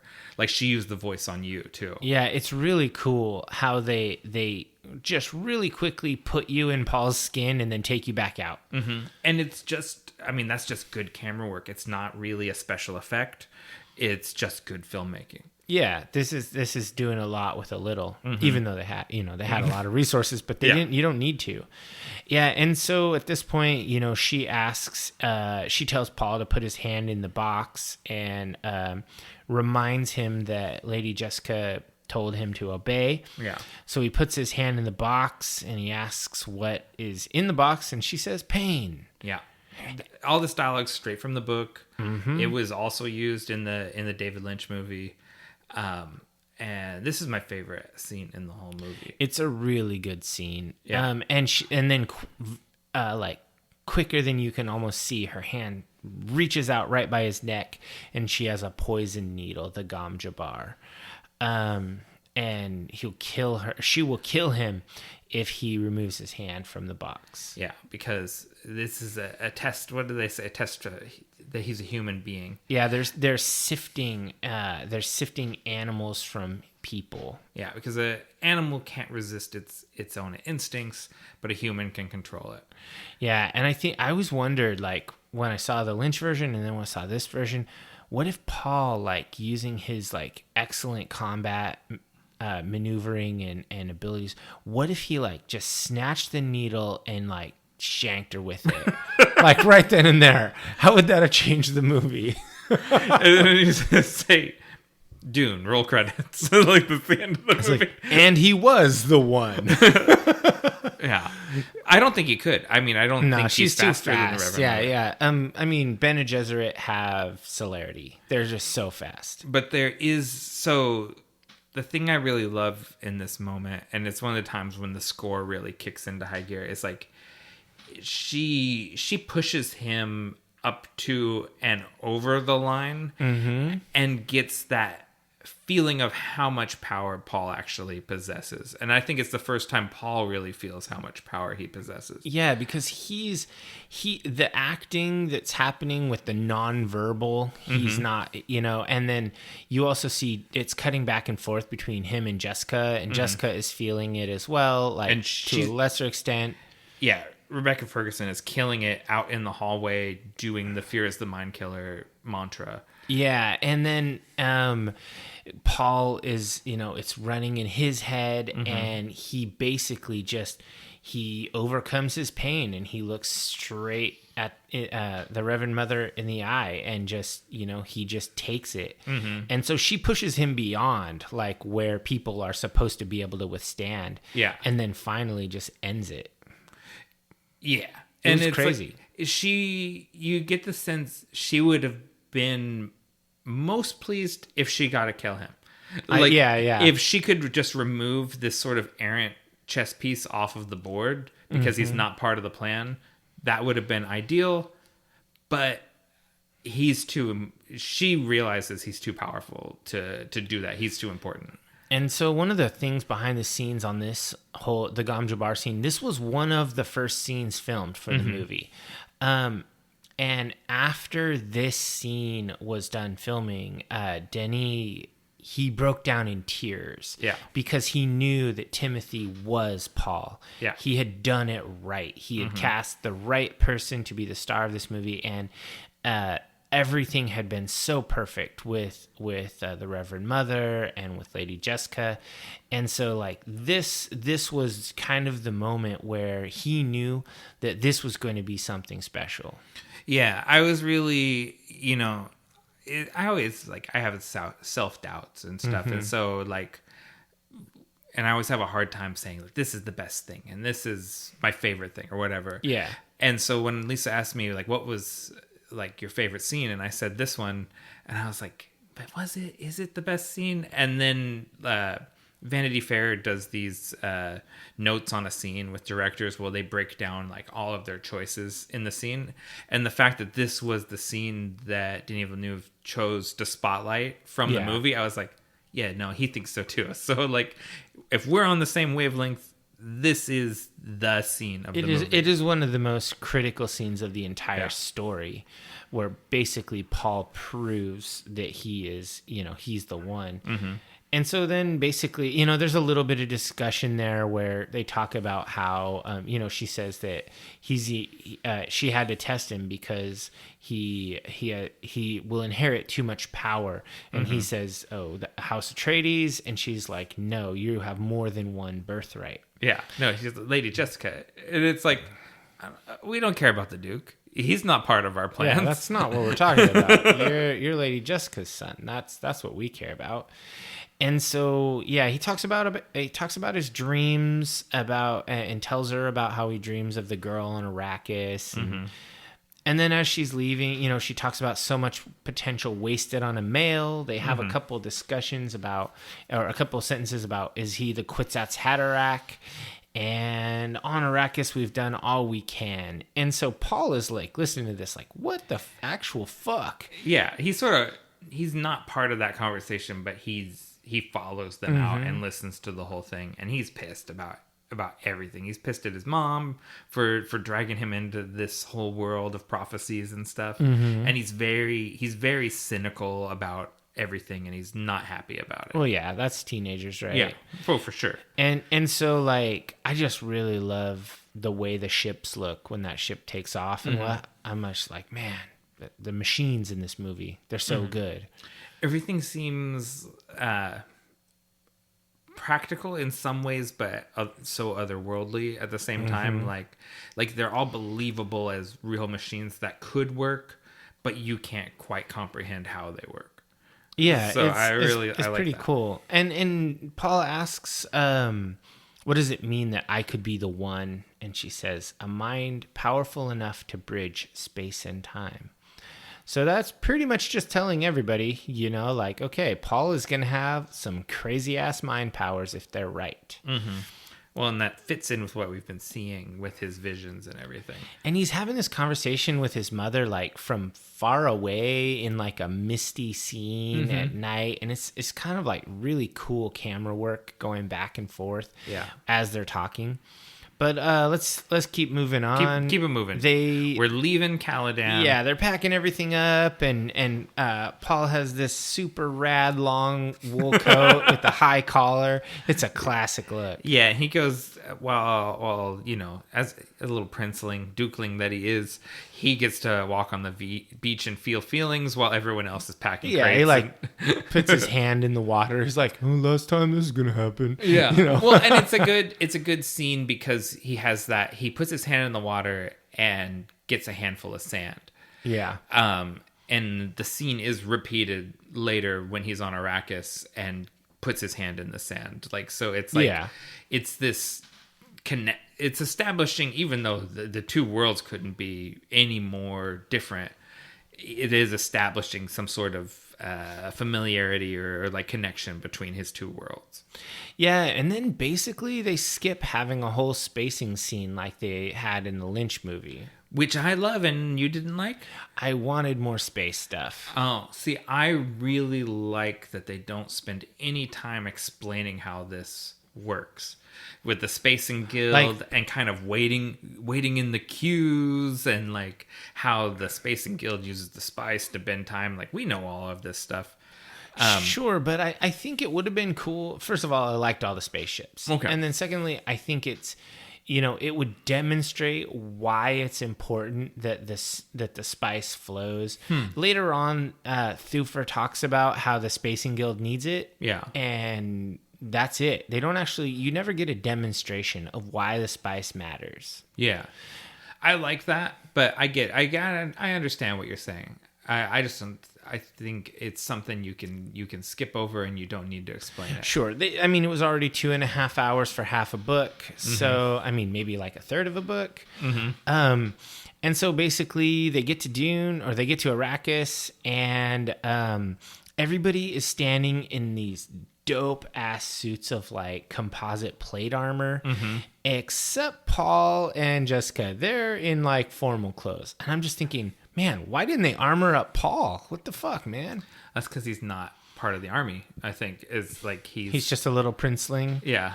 And so I love the armor. And Oscar Isaac looks really good in it.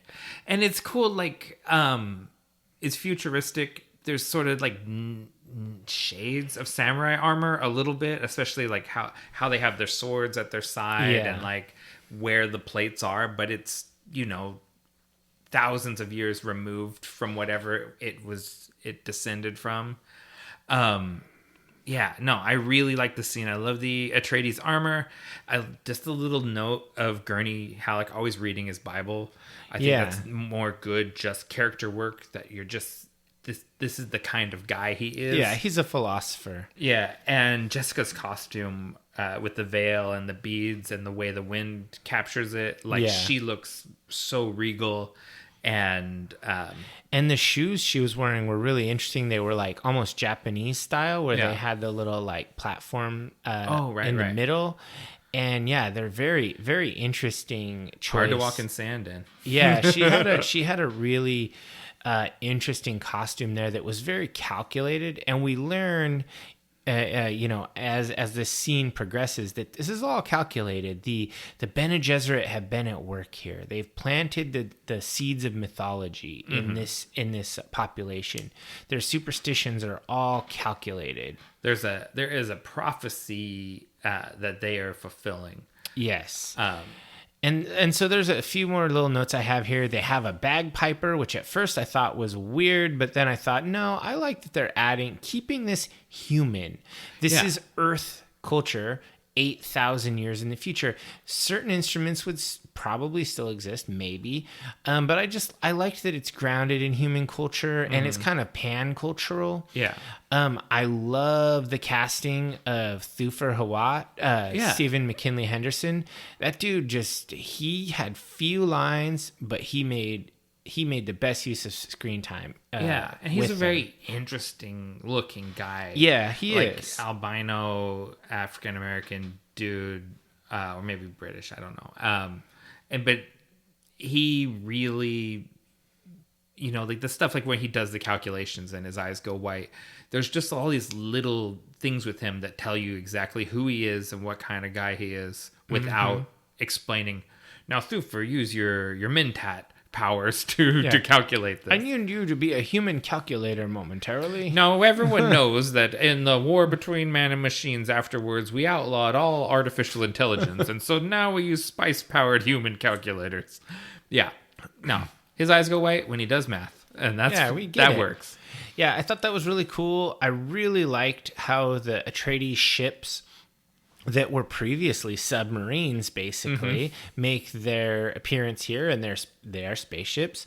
And then we see these sick ass dragonfly ornithopters. Okay, yeah. I have ornithopters exclamation point on my notes here, so I've been waiting for you to say. And they're the 8-winged version that have the multiple passengers, and then later on in the movie we get the smaller version, the little bird version that only has 4 wings. And man, these are fucking cool. And I love that they actually made these. These are physical effects. And they suspended them from cranes and jerked them around while the actors were doing the acting in them. So it was like really practical. So I have this written here because they land at this spaceport. They get seen by the public. That's a very kind of intentional show of force as they're the new colonial power. They load on the ornithopters and they fly to Arakeen is the name of the city. And it's this thought about how they keep this fantastical thing grounded. And they film this whole scene as they're flying over the open sand dunes are filmed in Abu Dhabi, and the rocky stuff is filmed in Jordan. And they film this stuff as you would with a real helicopter. And so the camera doesn't do anything that a camera on a helicopter couldn't do. And so your mind watches that and it feels real, even though you're watching an unreal thing. A lot of times with CG stuff, your mind, it knows it's not real. Yeah. Even though it looks real, it behaves in a way that a camera couldn't behave. And therefore your mind is like, this is a cartoon. This all feels very real. It's really cool because they're filming real places and they're using cameras that are behaving and flying in a way that your brain interprets as natural. And so it's just really cool. I will say every machine in this movie just looks super cool. I love the props. I love all the practical stuff they built because most of the sets are physical. They built them. They're not CG. There's not a lot of green screen in this movie. They have huge physical sets that are then extended with green screen. Yeah. And it's part of Denis' philosophy. Like he has like this sort of 10-point philosophy of filmmaking that I wrote down all the points, but I'm not going to read it because that'd be boring. Find the video on YouTube. But always having something in every shot that grounds it in reality is part of his philosophy. And so those real sets and those real machines and everything, your mind interprets that and it immerses you in the world and it feels real. Yeah, and I think he does a great job there. And because when they go into Arakeen, it would be impossible not to look at Arakeen and not think those look like Aztec step pyramids, or that evokes a human Earth-like structure, like architecture. It's just very cool. And it looks like the architecture we saw on Gedi Prime, right? Like it looks like the Harkonnen world, but covered in sand. There's sand all over every surface. It's a world that is just blasted by sand constantly. Yeah, there's no way to get rid of it all. And so I thought that was really cool. And to me, this just felt right as Arrakis. This is definitely what Arrakis is. Yeah. And so then it cuts to Jessica is interviewing candidates for housekeeper. And like to the uninitiated, viewer, they might have thought, what? Housekeeper? Why is this even a thing? And it was really important in the book. And Mapes is a big deal. And so we have this scene where Lady Jessica is going through and examining these ladies, and she stops and she finds the Fremen lady and is like, "You're it. Everyone leave. And I also know you're armed right now." Yeah. I really like this. Did you capture the quote, the thing about if you live with prophecy for so long? No. I didn't write it down. I'm not going to look it up. But again, she's a kind of an important character in the book. And this actress, Golda Rochouvel, does a lot with a little bit of time. She just has a few moments on screen, but she's very powerful. Yeah, and I think, so she pulls out the crysknife and she says, "This is a gift to you." And I love the sign language between Lady Jessica and the Lady Atreides guard there, who has her sword at the ready and whatnot. And they have this really cool scene where she basically Mapes gives Jessica this blade and gives it to her as a gift. And in the book, one thing that changed here was in the book, Jessica draws Mapes' blood before resheathing the knife. Because you have to. You have to. You cannot resheath a crysknife like our beer without blooding it. And they do this later in the movie. Right. This is the only time in the movie that they don't remember the trope. I don't know why it was left out, because it was in the book, and maybe it got cut. I don't know. It could be just to streamline the scene a little bit. Because do we see her resheath it, or do we just see her hold it out? I think she resheathes it. Yeah. Okay. And this knife is a little bit of a mystery to me, because I don't know that we ever see it again. Yeah, I think this might be like one of those Schrodinger's knives. We might later on it'll come back. It'll come back. Yeah. Jessica pulls the knife that Mapes gave her. Yeah, Jessica both possesses and does not possess the knife and then it'll go from Schrodinger's to Chekhov's knife. To Chekhov's knife. Yeah, it'll be both all at once. Wow. Deep. That's the sort of deep analysis they come here for. Yeah, that's what we're deep diving for this, that kind of insight. So basically, I mean, we see that all, and then we kind of cut to the outside. You see these big, huge palms, and you see all of the native people, the pilgrims are there, and they have their deep blue eyes. I love how that looks. It doesn't look fake and glowing. They're just blue all over.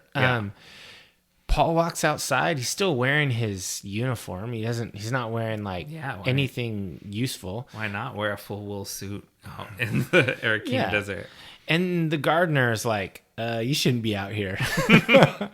Yeah, and he gives him this whole rap about how much water it takes to water these palm trees, like, because they use as much water as 5 men per day. And there are 20 palms, so that's 100 lives per day. But the palms have some sort of significance too, because he's like, should we get rid of them? Because Paul's a little bit of he wants to make things better than they are. Yeah. But the palms mean something to people. Like they're symbolic. They kind of symbolize hope that things can be better.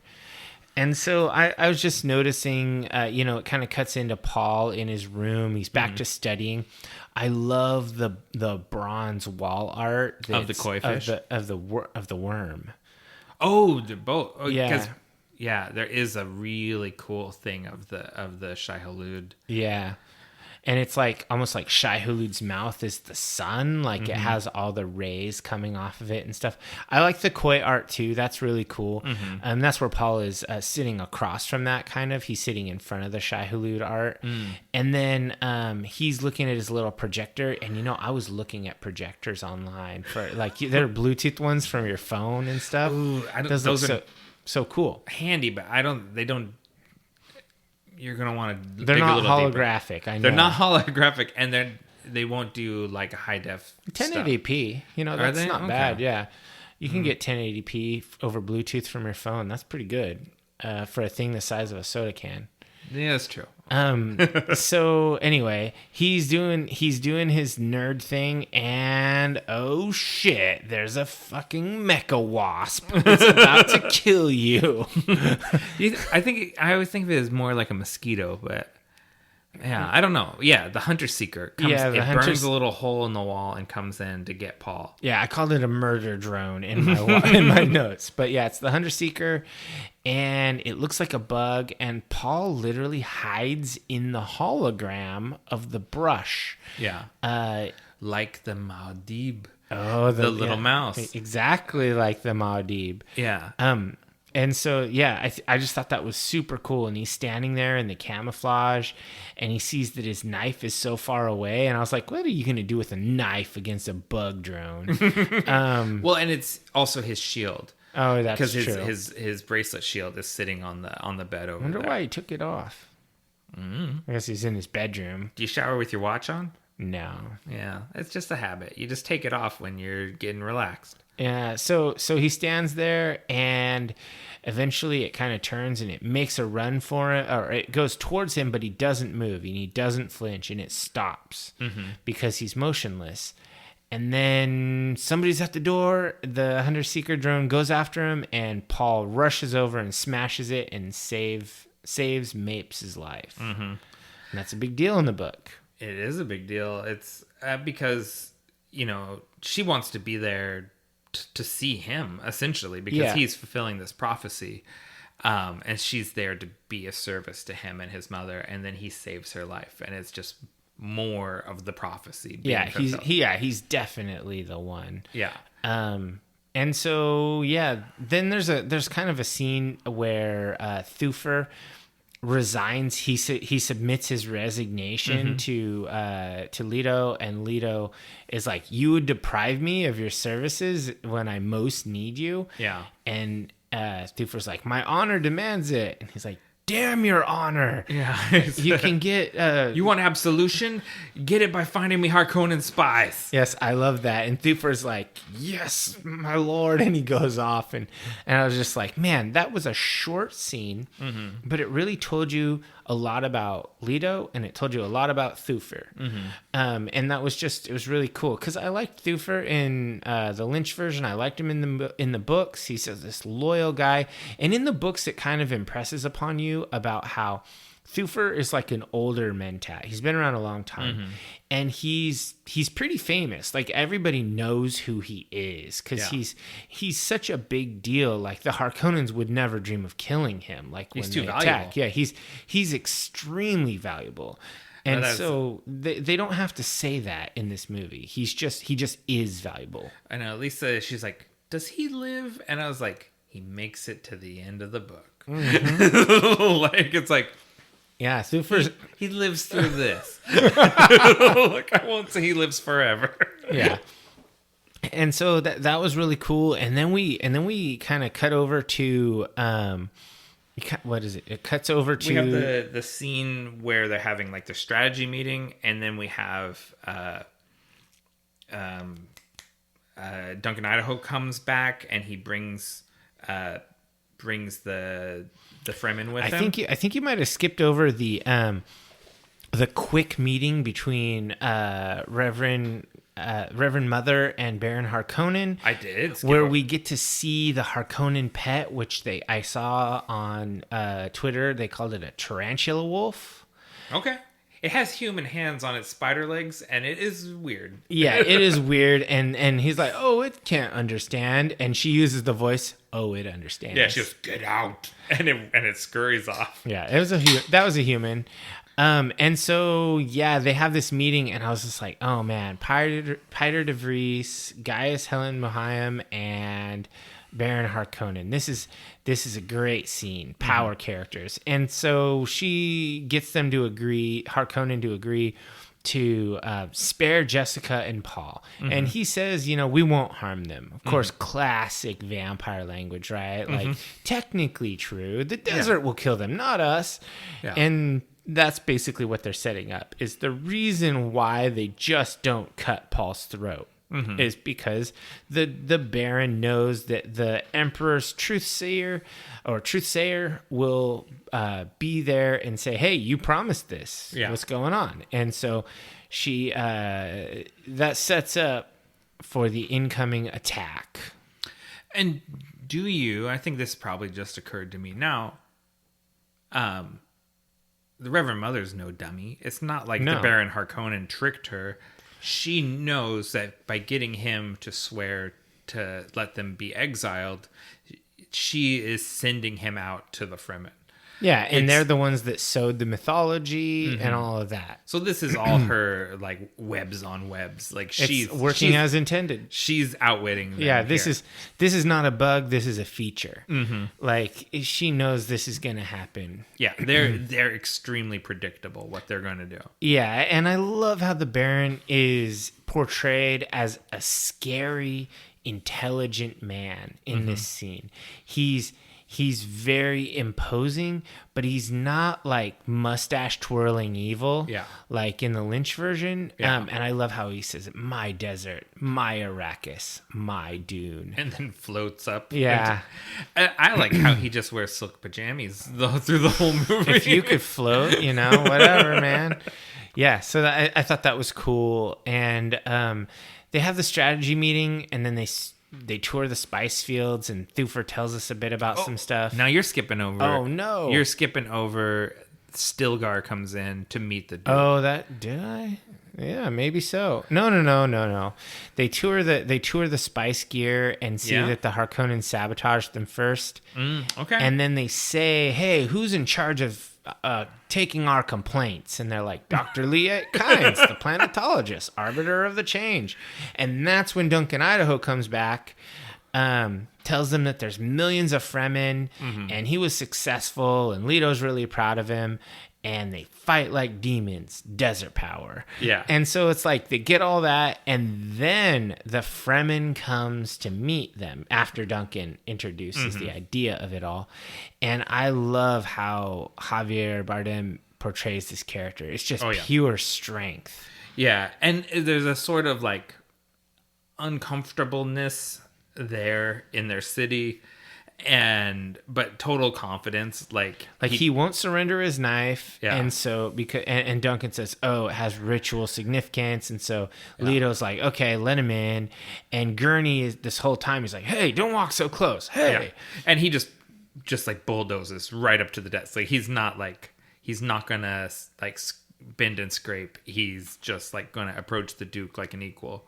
Yeah, and then he spits on the ground, and then Gurney pulls a knife on him because Gurney's gonna Gurney, and and then finally, and Duncan kind of explains. He's like, "Oh, thank you for the water of your body." And Duncan spits on the ground, and then Leto spits on the ground, and they have this interesting back and forth where basically Leto is trying to say, "Hey, we're not here to like take over and hunt you and oppress you.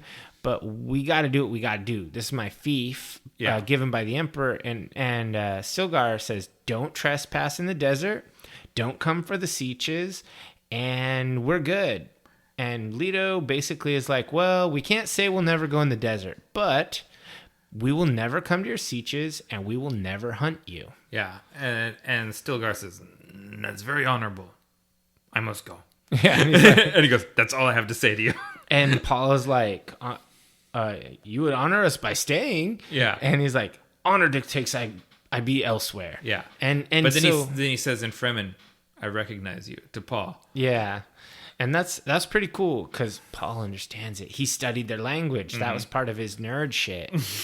And because it's like Paul understands every language. That's kind of a thing. He's a polyglot for sure. Yeah, he's definitely good with languages. And so basically then Stilgar leaves. And Thufir is like, "Our plans bear fruit." Yeah. I love that. Because that meeting went very well, despite the fact that Gurney was not feeling it. Gurney's not feeling it because it's that same repels same with magnets.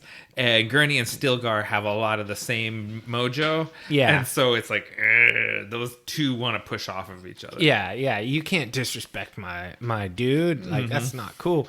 And they're too similar. And yeah, it's pretty cool. You know, Javier Bardem was cast to play Frankenstein's monster. And that movie kind of fell apart or whatever and isn't getting made. And I really wanted to see that really bad. Yeah, I mean, I think that would probably be good. You know, I saw someone said, you're not drinking Dr. Pepper. Dr. Pepper was the maker of it. You're drinking Dr. Pepper's monster. It's totally irrelevant, but yeah, you made me think of that. I like that. I do like that joke. Actually, Dr. Pepper was the maker.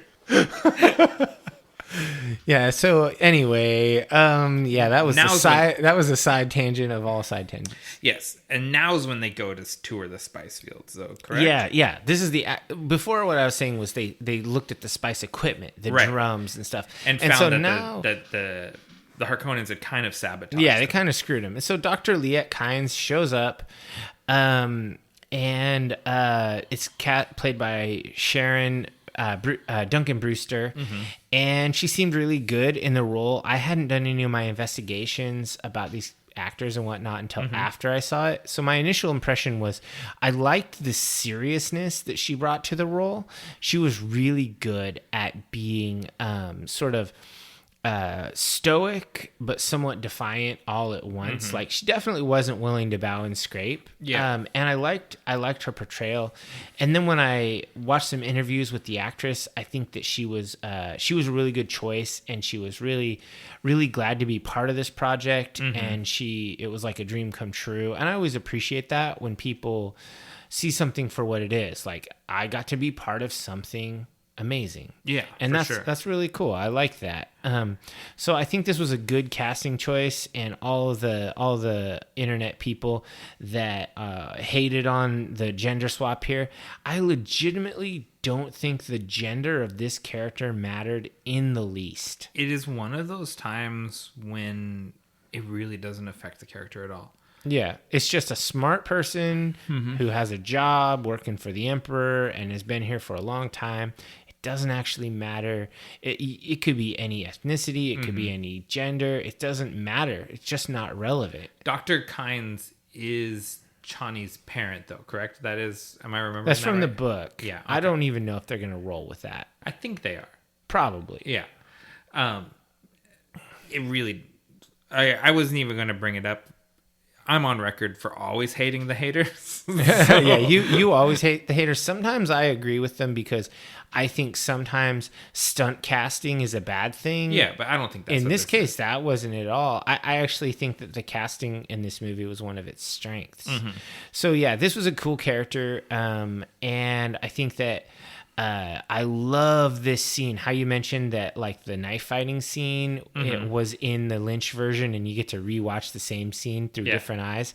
This scene where Liet Kynes approaches them and checks out their still suit, and he shall know our ways as if born to them. Yeah, I love it because Gurney and Leto, they both need kind of the straps tightened. Yeah, it's a little jacked up and some things adjusted, but Paul just intuitively knew how to wear it, and his boots are done slip style like the Fremen, which I find, like, it occurred to me, like, what that means.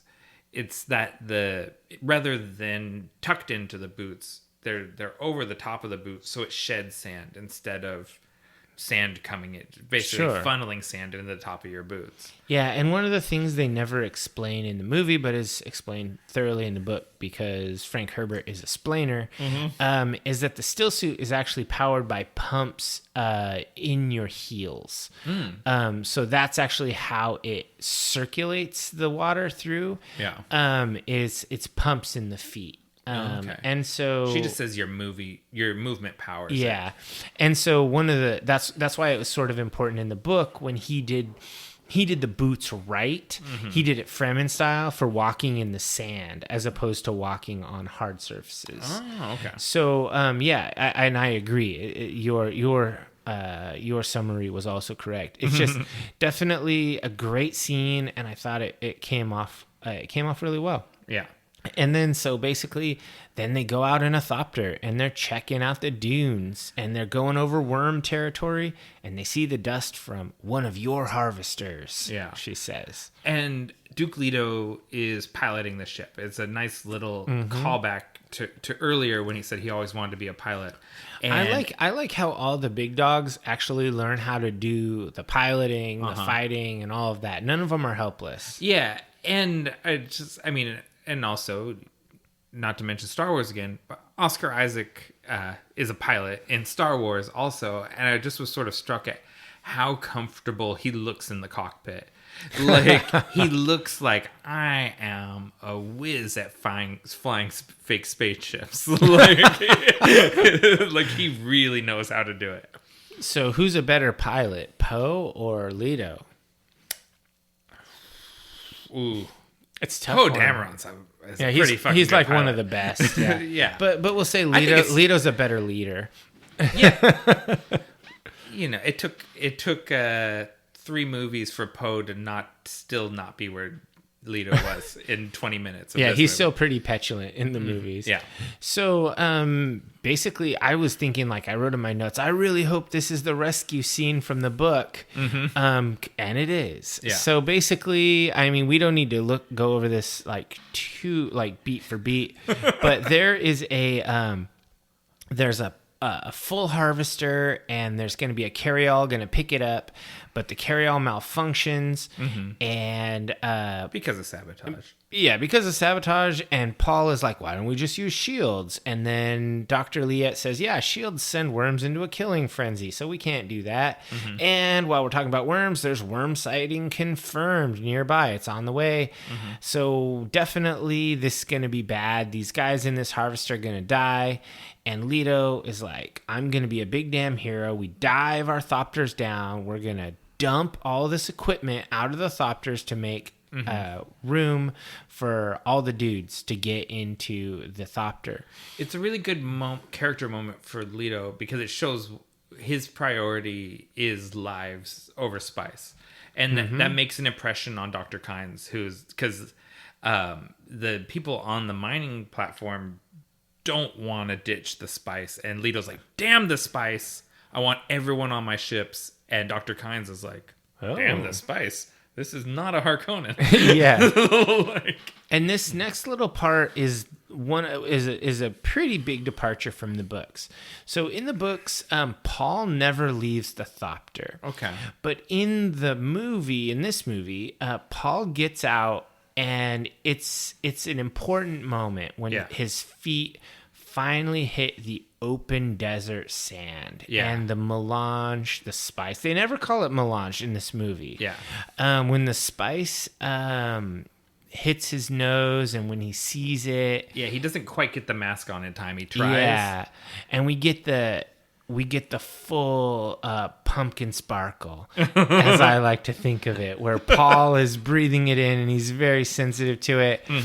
And he goes out and he's signaling the people, because Gurney told him to signal the people to the things, and he's standing there, he's breathing it in, and he's like, this is the good shit. Yeah. It's totally pure. And I like the nonverbal acting there. That's one thing that Chalamet does super well, is he can convey a message without saying anything. Yeah, just with his face.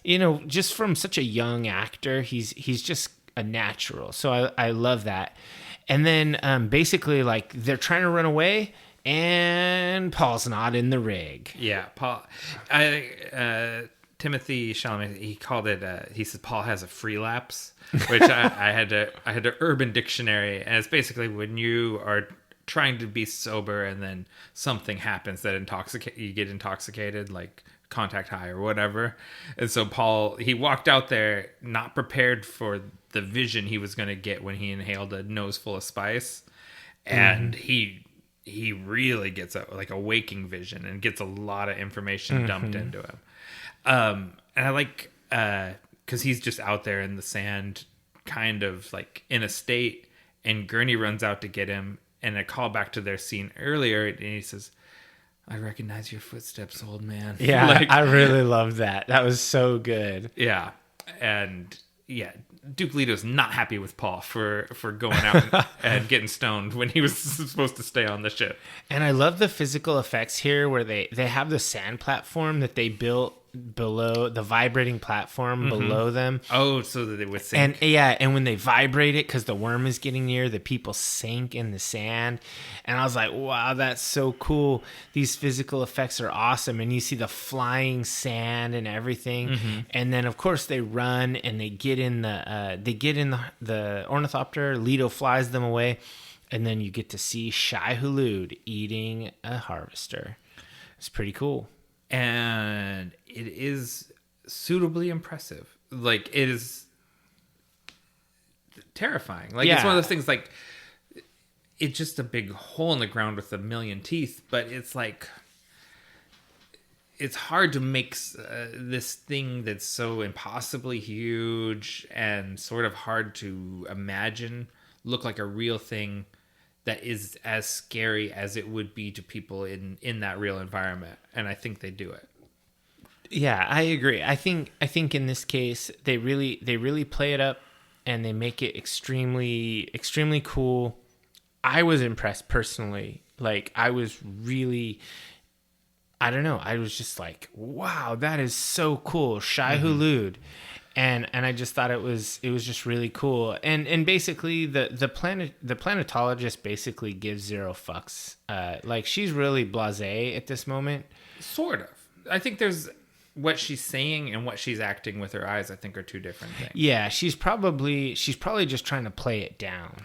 Well, because he says, you see what we're working with, you know, we've been set up to fail. And she's like, you know, the desert's not kind to machines. Yeah, that was just old. But then she says to him, she goes, I wrote it down. Where is the thing about take good care of your family? The desert isn't kind to people either. Yeah, she knows. And she's like, up. They're going to kill your family, and I like you and your family, so get ready. It's coming. Yeah. Like, and she's telling him with her eyes. Also, I brushed over it. It's something I got on my home viewing that I didn't understand in the theater because I was so overwhelmed by the sound. Is that voice that the sleeper awakes? I didn't hear it in the theater, and I could hear it clearly when I was listening at home. The voice of the Bene Gesserits, like, whispering to Paul. Yeah, is really cool. And then we kind of move on. Paul is talking with I believe they say he's sensitive to the spice, and Dr. Yui is checking him out. Yeah. And he talks about how he has a vision, talks about Chani, and I just thought it's kind of a recurring moment where Chani has blood on her hand or blood on a knife, and you're not sure what's going on. Like, did she stab Paul? Kind of looks like it. I really like these visions better than the Lynch movie's acid trip moment that they used to make up for lacking funding. Right. And so, again, just blah, blah, blah. We love this movie. But I like how each consecutive vision, the intent is clearer to Paul. Like, as he gets closer to the moments, he's getting clearer instructions in the visions, like the people are speaking to him directly, and the meaning gets more clear, whereas like the early ones it's just images and the context isn't there, and then the later ones, like, they're becoming much more clear, because I think this is the one where he's like exploring the desert with Chani, right? And they see the mouse, the Madib, in the desert and stuff, and she says something about how even a little mouse can survive in the desert if it knows how. And he also sees Jessica with her cool, grim blue eyes and face tattoos, and little baby Alia in her arms, and it's just like really cool. Yeah. And like, that's what he tells Jessica. He's like, I know you're pregnant, and she's like, you can't. How could you know that? I barely know that. Yeah, and it's another demonstration of Paul's powers. And then we get a cut over to a rainy scene with this crazy throat singing and these people being bled out into this crazy cisterns, and it's nuts. And these are the Sardaukar, and Peter de Vries is there talking to the leader. I'm a sucker for throat singing. I love the sound of it. I like doing it. I'm not great, but I can get there. I harmonized with it a bit when I was watching it at home. And yeah, it's one of those things, like there's certain sounds like 16s on the hi-hat. I love that drum beat, and I love the sound of throat singing. I mean, yeah, I agree. I like it. I really, but what really I thought was really cool here was this. I love how it was all rainy, and these warriors are all there. I don't know, something about the Sardaukar, I just really like them. Like, I feel like they definitely are the most badass warriors in the galaxy. It's weird because I think the stormtroopers in Star Wars are based on them, but are completely ineffectual, whereas the Sardaukar are terrifying. Yeah, like, oh yeah, we're going to use 3 battalions and take over a planet. Yeah. Okay, yeah, that's like 3,000 dudes, and you can take over a whole planet. No problemo. Yeah, and I love how later on we see them, and they're like ghosts, and they're just so deadly. So yeah, I love this scene introducing the Sardaukar, and they have this guy has his face tattoos, and Peter de Vries is like, hey, yeah, we're gonna get 3, and then he says, the Emperor decrees it, and it is so. And so this is the first real confirmation we get that the Empire wants the Harkonnens to kill the Atreides. Yep. And it is much more effective here than right at the beginning of the movie, where David Lynch decided to tell us that information. Yeah. Like, he front loads it before we even meet Paul. We've heard the Emperor's plans. Yeah. This is more like oh fuck, the Emperor's in on it. Yeah, and I think that this is a good scene. It's really effective, and it's short. So then it cuts over to Leto and Jessica talking, kind of in their bedroom, and Leto knows shit's going down. He didn't think it was going to be this dangerous, this fast. That's the thing, is he knew this was coming, but didn't imagine it would come like the first week they're there. Yeah. Like, he thought that they would have time to prepare and have defenses, and it's like they took control and are getting attacked immediately.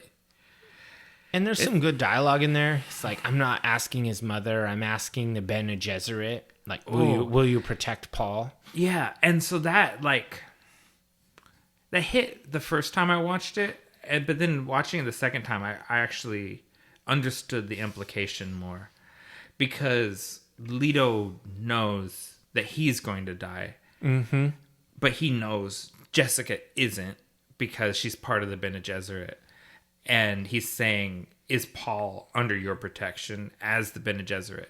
Not as his mother. And oh man. And she doesn't answer. She doesn't give him a straight answer. Yeah, because, Bene Gesserit, that's how they are. Oh, it hurts, man. And there's tough stuff through here. And Leto's like, I should have married you. And I was like, oh man, that's sad. It's so sad because and I think he's not saying that for her benefit. He's saying, I wish I had married you before I die. Yeah, because he knows he's about to die, and he just laments one of his greatest mistakes. Yeah, and I guess we haven't spoken about this, but so he didn't marry her, and she's his concubine because she's not a highborn lady. So there's no political advantage to marrying her. And there's supposed to be the idea that if he's not married, he could be married to the emperor's daughter or one of the other Landsrad nobles or something. Right. So even though he doesn't actually plan to do that, the idea that it is possible is reason for diplomacy. Right. It's a conversation starter, even though he never intends it. And so he wishes, he's like, man, I was playing politics the whole time. I should have married you. Yeah. And that's sad because he loves Jessica. It's tough. Yeah. It was, your buddy Sam, who doesn't think there's anything in this movie but set pieces, and there's no character work. We're watching the same movie. Yeah, I don't know. Because it's like, this is all character work. Yeah, I think that the character acting is really good, and there's a lot of nuance that it takes. So it's easy to miss some of the nuance when you are just enamored with the huge sets and the strong sounds and the costuming, but the actual acting is just so strong. These people are really into these characters. Yeah, something that could easily be missed going through these scenes is that Dr. Yue is giving sleeping pills to everyone. Yes. Which could just slip right by you. Because it's about to be revealed that Yue is a betrayer. Yes, because somebody shoots the three guards outside of the door to their chambers, to Jessica and Leto's chambers, and then Leto's checking stuff out. Oh, because he wakes up because he sees flashing lights outside, because he doesn't take the sleeping pill. Yeah, he doesn't want to go to sleep. Not like that. Yeah. And so he sees the flashing light outside, looks outside, and sees that someone is signaling. And so he goes out to call the guards, and the guards are nowhere to be found. His comms are down. They don't work. He's got this little dot behind his ear that he can touch, and it does his comms. Yeah. And it's no dice. And so he turns on his shield, and he goes up to investigate the body on the floor, and Mapes has been stabbed, his housekeeper. Oof, good old Mapes. Yeah. And then we hardly knew you. Yes, and then someone shoots a dart right at his back, and his shield is up, and so it's like bzzz, trying to get through. Those fucking hunter seekers, and it's right in between the shoulder blades where you can't get back there, and the shields stop fast movement but slow can penetrate. So it's like it just passes through the shield. Yeah, and it gets him, and he passes out. And I love that flickering effect of the shield. Yeah, and then it's revealed at that point it was Dr. Yue. You piece of shit. You piece of shit. Yui's a tragic character, though, because he has good reason for what he's doing, and he doesn't feel good about it. So he knows. So I mean, I think they do a good job explaining this a little bit later on. But basically, he's betraying, even though he's had imperial conditioning. That's the diamond on his forehead that they never explain. His wife, the Harkonnens say they have her, and they're torturing her. He doesn't know if they really are. He knows they definitely could. Yeah. And so he's decided he's not willing to bet that they're bluffing. Right. So he goes with their plan, but then gives himself a backup on the plan because he thinks they might be bluffing. Well, and he still hates the Baron, even if he's not. Yeah, he hates the Baron because the Baron's enslaved his wife, right? Like, I mean, the words he uses, they take her apart like a doll, which is really evocative and terrifying. Yeah, it's brutal. Yeah, but he wants the Baron to die, and so he gives Leto a poisoned tooth. Yes. And so basically the shields are down on Arakeen. Soldiers are pouring in. These are Harkonnen soldiers pouring in. And then you see the suborbital bombardment on all their stuff. These slow bomb scenes. It just looks really cool, just blowing up all this stuff. And it's all very real looking. Like there's not... there is a laser... Or there's a couple lasers that get used, but in general, it's just munitions, right? Like they're firing missiles, and everything looks like stuff that you recognize from real life. Yeah, and Gurney had been like running out with other soldiers toward their ships so they could get in them, but then they get destroyed, and then they see the Harkonnens coming down, and then they charge again. They start running again. And I love how Gurney just pulls out his knife, strolls up to him, and just starts doing work. Yeah. Like Gurney doing soldier shit. He cuts that guy down, that first guy, and then he turns around and he's got that big grin on his face and he says, "On me!" And everyone forms up. And they pull their swords out, and everyone charges the Harkonnens, and the Atreides bagpipes start playing. Yeah, and it's powerful. Yeah, and I was like, this is cinema, people. Like, all of these little seeds, when they all marched out, we saw the guy playing the bagpipe. Mm-hmm. He's not literally there now, but when you hear those bagpipes, it's like this is the Atreides army. Yeah.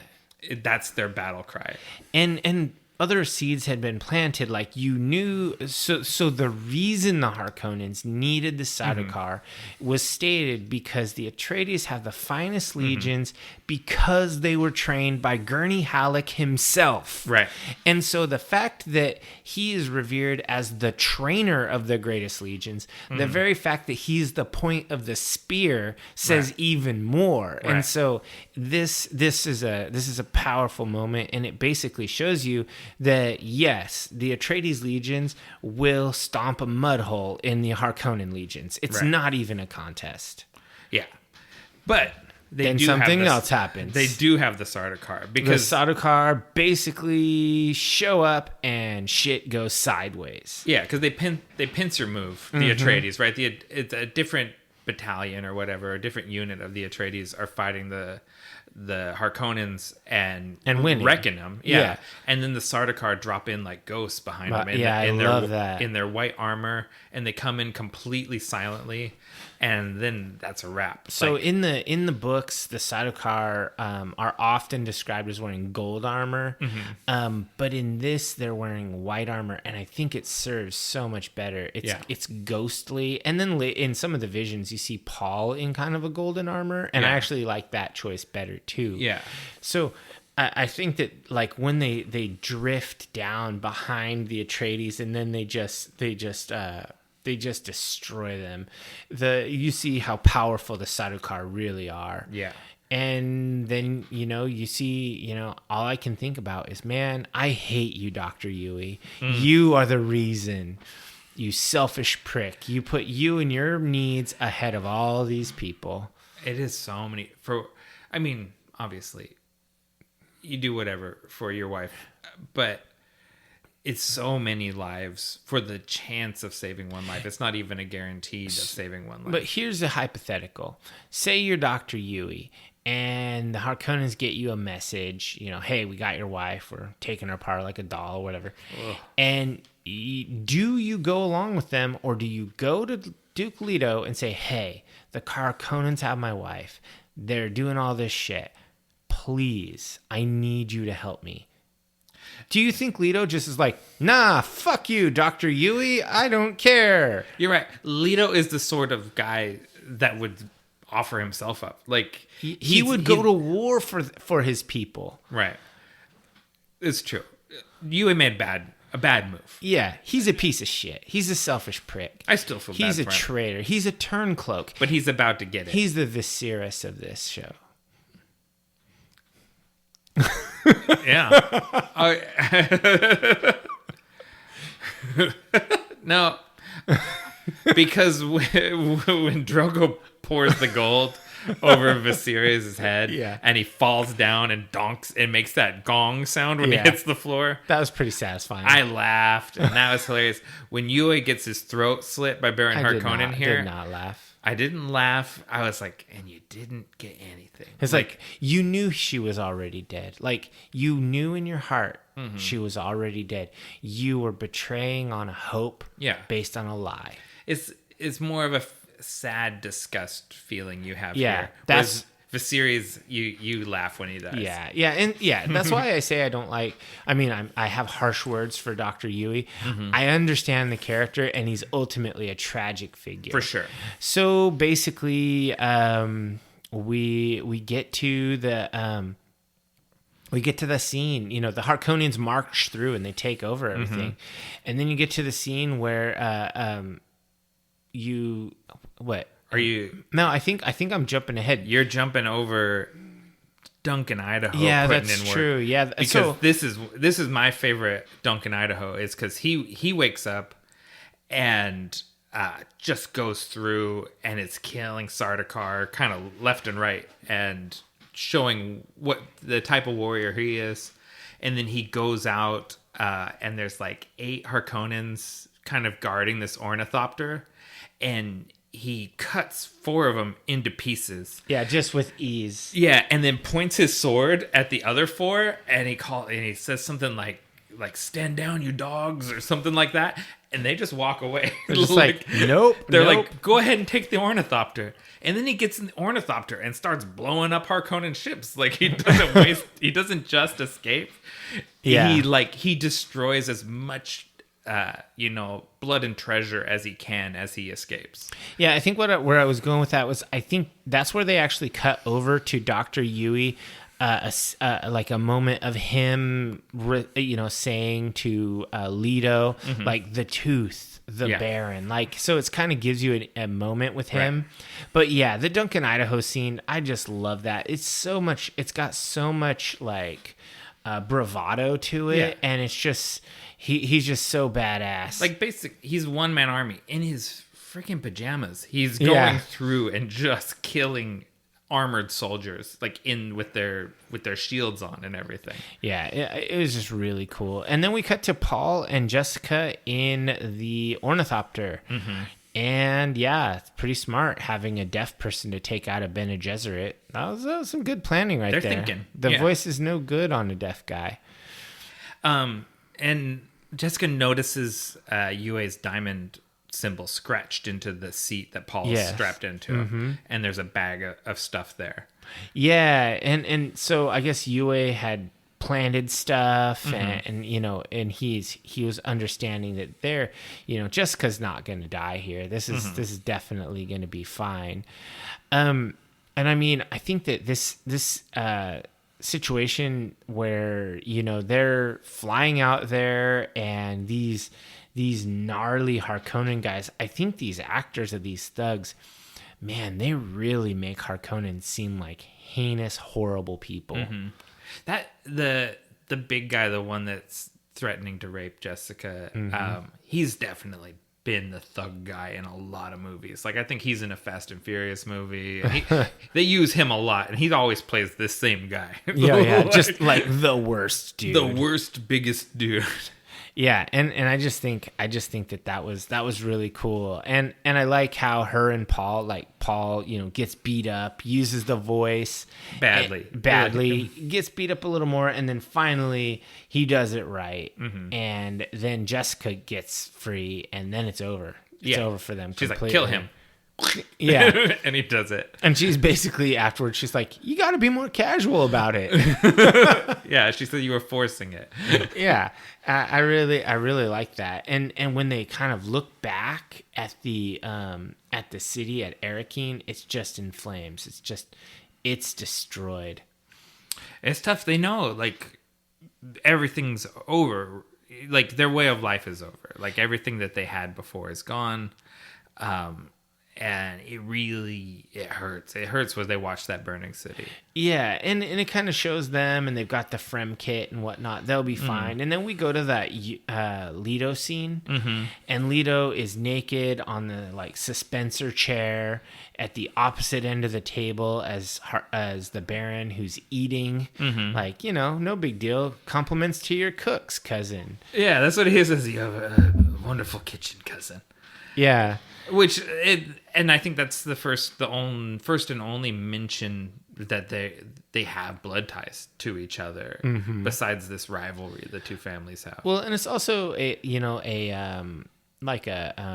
European nobility thing where they all would call it, if you're a high noble, you call other people cousin because of the intermarriage between the families throughout the generations. Even if you're like a ninth cousin, you're still a cousin. Right.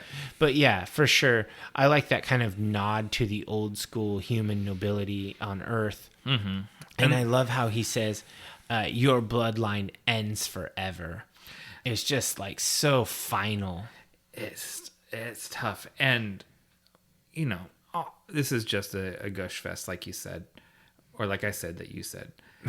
But Oscar Isaac is playing paralyzed and just acting with his eyes, right? So, sometimes I watch YouTube videos of acting coaches, and they talk about this, where you can see what the person is thinking through their eyes. Yeah, and so his body isn't moving, but you can see in his eyes he's recognizing what the Baron is saying. And he rolls the single tear while he's like laying there just staring at the bull that killed his grandfather or his father, the head that's mounted above him. And he sees him, like, there's this whole thing that's going on where he sees himself in the bull, right? Because the bull didn't live, but the bull took down his father. Yeah. And he sees he's going to go out the same way as the bull. Yeah, he'll be the bull and kill the Baron. Right. So he kind of like whispers the Baron over. He's like, I'm right here. Like, or so, he through his teeth, he whispers something so the Baron will get close to him. And the Baron wisely puts up his shield. Yeah. You know, he's got not that a dummy. Cool ring shield. That's pretty stylish. Because there wasn't a bracelet big enough, I think. Yeah, that was a bracelet. He has a child's bracelet he wears as a ring. Yeah. And man, at some point in here, I mean, just before this exchange with Duke Leto, they cut Dr. Yui's throat. We already mentioned that kind of, because he's like, what did I promise you again? And he said that you'd free her and I would be able to join her. And he goes, okay. Yeah, like I did. I freed her. And now you can join her, and cuts his throat. Yeah, she's dead. Now you're dead. Okay, and you're an idiot. You were a tool. And so basically the Baron gets up close and Duke Leto bites his tooth and blows this crazy purple cloud. Rip Piter de Vries. I know. Again, just like such a great character that we don't get hardly any time with. But he made the most of what we had.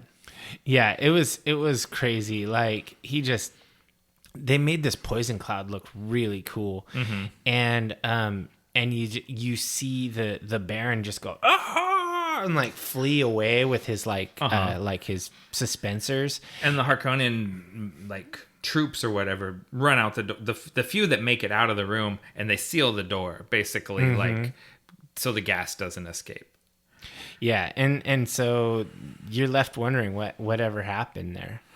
Yeah. And then it kind of cuts over to the planetologist. She's looking at Arakeen, seeing what's up. Oh, yeah. And it's fucked. And then and then you see what's up? Oh, this situation's fucked. Exactly. And then you see Duncan Idaho show up. He's like, so now are you going to tell everyone that the Emperor and the Harkonnen sabotage? And she's like, nope, I've been commanded not to say anything. So basically the Emperor has locked her down, but then she's basically saying, okay, well, I'm going to help you guys anyway, despite my orders. Well, it's kind of like what she can do and what she can't do. She can't go running around to the other high houses and tell them what happened because the Emperor will kill her. But she can, in little ways, help people. Yeah. And so you're left there wondering, like, oh, what's going to happen? And then it cuts over back to Arakeen in the palace, and you see the mop suited, the full hazmat suited Harkonnen people come into the room, and you get a look at Piter de Vries' face, and it's all like stretched out, and that poison did a number on him. And then you see the Baron on the ceiling, kind of huddling and shaking, and he's still alive. The Baron lives. Leto did not manage to go out like the bull. Sad times. He did his best. He took a lot of them down, but it's a bummer. And then we go back to Paul and Jessica, and he has another pumpkin spice montage. He does, and this is the one that you mentioned earlier, where he's in the gold armor, and he does some super desert parkour kung fu murder action. It's insane. We get a really epic vision of the Fremen, this sort of like Atreides Fremen combo army coming out of the sand and killing Harkonnens, and Paul leading them. And it is pretty epic, but Paul is fairly disturbed by the whole vision. Yeah, because they're flying his banners and they're calling his name, and this is like science feudalism. Yeah. It's like totally crazy. He sees that this is a crusade in his name. I see a holy war in my Father's name across the universe. Yeah, and then he sees they're on a water planet like Caladan, and they're just killing everybody. It's a holy war, and so this. Oh yeah, this is really grim visions. There's like bodies piled like cordwood on fire. Yeah, and it's like, just burning corpse piles. It's gnarly. The spice really does a number on Paul. I don't know if this was all exactly like that in the book, if the visions were exactly like this, or if Denis is using the visions more like as a way to explain certain things. But it's a lot of this language is straight from the book. I mean, probably wisely, they choose not to use the word jihad, which is used a lot in the book.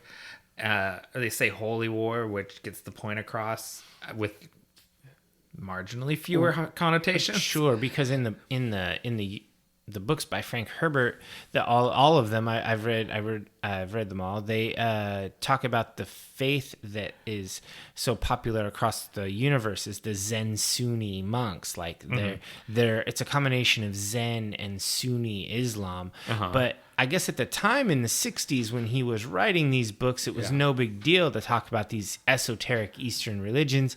And then in the modern day, when there have been jihadis and all this stuff in real life, maybe want to tone that down. Well, and it's like he used it to kind of this combination of religion, like Gurney's always reading the Orange Catholic Bible, which is also part of that same religion. Like it's this confluence of kind of all human religion into one text. So the connotations are different. So it's pretty crazy. And then he's having this high while he's in the still tent, and it kind of is freaking Jessica out. And then he kind of gets pissed off at her, like, the Bene Gesserit made me a freak. Yeah, he uses the voice on her. Yeah, and this is all tough. Jessica's crying and Paul's crying. It's a hard scene. Yeah, I don't think the word freak was a very good choice of words there. It didn't really portray. It's not strong enough. Maybe it was that's what it was said in the book, but I think in the modern day, I think stronger language would have been better. Yeah. Like the Bene Gesserit made me a monster, or they made me an abomination, or I don't know. Yeah. But it seems like freak wasn't the right word there. Yeah, I get what you're saying. The idea gets across, right? That he resents the burden that's been put on him, essentially. Like, on some level, it would have been better to just die than to have to carry the terrible purpose or whatever. Yes. Or easier in the least. So then their tracking beacon starts beeping, and they're like, okay, we got to get out of this tent. And then you see the mouse, the Muad'Dib. The Muad'Dib. This is a physical effect. This is a puppet. Is it really? Yes. I love the Muad'Dib and the sweat in his ears and how he collects the sweat and drinks it. The Muad'Dib obviously like mirrors the still suits and how the still suits work. And again, just good storytelling. Yeah, and I love that they used a physical effect here. I love that this was not a CG mouse. This was a puppet mouse. Do you remember in the Lynch movie, do we ever see the mouse? I can't remember. I don't think so. And so this is like Paul saw the mouse earlier when he was looking at the hollow books. Then he used the same technique that the mouse used in hiding in the bush to hide from the hunter seeker. And then now he's coming out of the sand the same way the Muad'Dib does. All of these things are building towards why he chooses that name for himself later, which we don't even get to in this movie. Yeah. But I remember in the David Lynch movie, he says, like, he's like, what's the name for the little mouse that lives in the desert? And they're like, Muad'Dib. He's like, then I'll be Muad'Dib. And it just seems like it comes from nowhere. Yeah, it's just random. Yeah, but here we've really They've built it up. They've built it up very painstakingly. Yeah. And I think it's really cool So basically, they're like, "Oh, there's a thopter. That's got to be Duncan." Duncan lands, and he runs up, and he's super happy to see Paul, but he's also really sad. He informs them that Duke Leto is dead. They know. He kneels, and he calls him "My Lord Duke." It feels really heavy. There was a lot of gravity in this scene. It is. It's really good. It's very, there's these times when people have to deliver the bad news, right? Yes. And you sense that weight of that, like your father, and they're like, we already know, like he doesn't even get the words out, but he knows that he has to tell them about what's happened. And it's just like, I mean, broken record here, but it's really good acting. Yeah, Jason Momoa does a lot more than Aquaman. I mean, Aquaman's great. Let's not shit on Aquaman. That's a good movie. And yeah, so I mean, this is really cool. And then Duncan takes them to Liet Kynes, the judge of the change, who gets them to the Fremen, or to and she basically is like, I can't help you. I'm not gonna. And he's like, yes, but if you back up my claims, I could go and marry the princess, and I could become the new emperor, and I could make this a paradise. And she's like, you're a scared boy hiding in a hole. Yeah, she can't believe the balls on this kid. She goes, you'd make a play for the throne? Like, she's just like, this white boy, just like, he says, well, what if you made me emperor? Yeah, it's pretty ludicrous, honestly. I love when she calls for coffee service and they just start spitting in a coffee filter. I'm just like, gross. That is in my notes. I'd hate to drink coffee made from spit. That is the gnarliest coffee maker of all time. Yeah, it kind of looks like one of those little French, like with the geometric sides. Yeah, coffee like the makers. metal ones. Yeah, one of those metal ones. I can't. There's stovetop coffee makers, and I can't think of what they're called. Oh yeah, but every guy, they kneel over it and take turns spitting into it. Dude, could you imagine drinking the coffee that was basically the spit and loogies of a bunch of desert warriors? Oh no. It better be very caffeinated. You better hope it's strong, like Turkish coffee strong. So yeah. Well, so, I mean, literally, I get up every morning to drink coffee. It is the thing that makes me get out of bed. So I can imagine in a world where this is my only option, I'll be like, oh, okay, I need to go get my spit coffee. But I would never prefer it. You just got your squad of dudes hanging outside, spitting like, around. Have in you a guys circle. made coffee yet? And they're like, spit in the thing. Okay. Yeah, it's just, I thought that scene was really, I don't know why I thought it was funny, but it just was funny. Yeah. But basically, I like how he invokes all the superstition, like the voice of the outer world that will lead them to paradise. And she's like, that's superstition. I don't remember in the books Paul making an overt play at the throne this early in the story. I thought he waited until a lot later. I do. That's my recollection too. I think this was more at this point in time when they're at the planetology, like ecology base or whatever. It was mostly about vengeance. Yeah. I think that's where it was.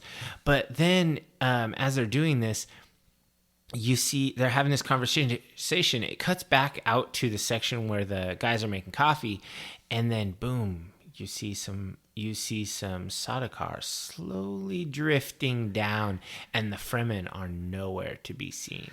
Yeah. And I was like, "Oh, Ghost got ghosted." Yeah, I do. I really thought that scene was effective too. It's like, because they're laughing and putting their little cups underneath the coffee maker to collect the spit coffee, and then one of them kind of goes, like, perks his head up, and then they're gone. Yeah.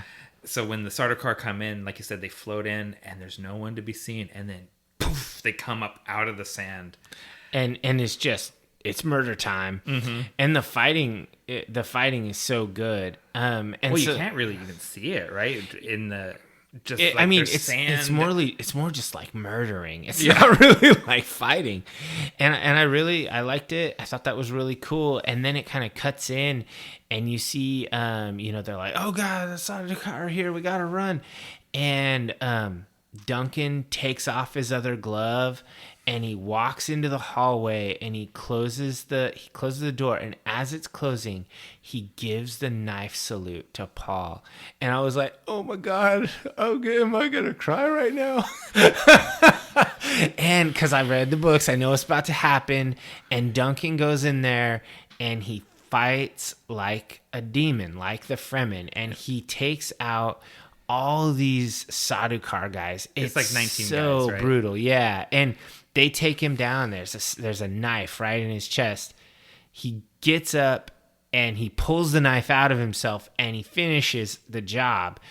And it was just like, it was so heart-wrenching, because the scene is cut between Duncan fighting and Paul on the other side of the door, just pounding on it, trying to get through, because he saw this happen. He's there, and he's not able to prevent Duncan from dying. It is precisely he had the vision of Duncan laying in that hallway with those guys, and he's watching his vision unfold, and Duncan locks him in so that he can escape. And, I cried too. Like, and there's certain I cry in movies. I'm a soft type, but this is one of those scenes where I'm almost like pre-crying, because there's this, like, I know what's coming. Yeah, and the anticipation of it is like the worst thing. Like, I know he's gonna die, like, just as he gets up and takes off his robe and pulls his glove off. It's like, this is it. This is the last ride of the cowboy. Yeah, I mean, like, this is the last stand, the heroic last moments of the best character in the book. And so I don't know, it's crazy. And the scene is so good. And Jason Momoa talks about it, in several of his interviews. And he said how when he saw the movie in the theater with his son, and his son was really upset by it. And, he explains, I'm here, it's just a movie, but you should know that's how you want to go out. Did you see the one where it's, he was working out the stunt choreography with the stunt guys? Mm-hmm. And he's FaceTiming with his sons, and he turns the camera and points it at the 19 guys, and he's like, your daddy's gonna fight these guys. And points and points it, and then he looks back, and the kid goes, do you win, Papa? And he goes, I'm not gonna tell you how it ends. No, you don't win. Well, maybe you do. Yeah. It's a mutual loss at that point. Yeah. He does get the moment where he's stabbed through the back, falls down, gets up like Jason in a horror movie, pulls the sword out of his own back, and kills 4 more guys. Yeah, it's a really good last stand, mm-hmm. and it's a great scene. It was filmed really well, and the action choreography was amazing. Mm-hmm. But really, the moment that got me was the salute to Paul when the door's closing. I was like, ooh, yeah, it's so powerful, and it's tough. A lot of times, I'm really critical about trailers showing too much, and that mm-hmm. scene of him saluting Paul is in all of the trailers. Yeah, it's so good. Out of context. Yeah. And so there's this like extra thing, like when you see him do it, you're like, that's the scene from the trailer. Like, and it's like, it hits in a different mm-hmm. way, because you've been kind of prepped for it. Yeah. Anyways. Yeah, and I mean, there's a reason in the books. Duncan Idaho is referred to as the Sword Master of House Atreides. Mm-hmm. That's his official title. And so, yeah, it makes sense. And so then it kind of, they're escaping, and Dr. Liet kind of says, "Hey, you go this way, and I'll go that way." Mm-hmm. And they're like, "Are you gonna be okay?" She goes, "I'm Fremen. The desert's my home." Yeah. And they split up. Paul and Jessica get in the Thopter, and they take off. And it turns out he's a pretty good pilot. Mm-hmm. But of course, they have to have that moment in the beginning where it won't start. Like mm-hmm. in every movie where you're being chased and the car won't start. Yeah, so we've shifted into a lot of the tropes of horror cinema now. Yeah. The thing where Jason Momoa stands up after he appears to have already been killed. Like I said, that's like Jason. Like, he's behaving like a horror movie monster. We need to get the car to start, and the car won't start until they're right here at the door. That's horror movie. Like, it's turned into a horror movie for this last part. Yeah, it's a chase, and it's really dark. And so they do take off. I love the dragonfly thopters. This is the small variant. And then Dr. Kynes puts down a thumper, and she pulls out her hooks. You see, she has worm riding hooks. And I'm like, fuck yeah, Shai Hulud. And then Sardaukar knife through the chest. You're like, oh, fuck no. Yeah. And I was like, she was about to take a desert Uber, and she got wrecked. and to subvert the horror trope, right? You get a spurt of water instead of blood, because water's more precious than blood and it's her still suit, and she's calling Shai Hulud, and there's a lot of reasons why, and I love she falls down and she's continuing to thump on the ground with her fist. Yeah, so Shai Hulud will come and swallow them all. Yeah, she said, or they say, you betrayed the emperor, and she says, I only serve one master, Shai Hulud, and starts thumping. Yeah, and the worm swallows them all up. And that's a departure from the book, and it's, I don't know, I dare say it's a better end to Dr. Liet Kynes, who... Oh, good. So what happened to Dr. Kynes in the book? Because I couldn't remember. Dr. Kynes dies of exposure in the desert after having his still suit taken and being essentially exiled. This is better. This is better. This it's is heroic. Better. And that's also why I didn't see it coming. So, because I was thinking, like, why did this shock me so much when it happened? But, okay. That's why... Still. Yeah, you got to watch the videos that are like the 15 differences between the movie and the book. A lot of times I watch those, but I really, for whatever reason, because I was so affected by this movie, I didn't want to muddy my opinion with other people's opinions. Yeah. Like, I wanted to just come here and give you my hot take and not give you the hot take I got from other people. I tried not to watch reviews. I watched a couple, but I mostly tried to watch interviews.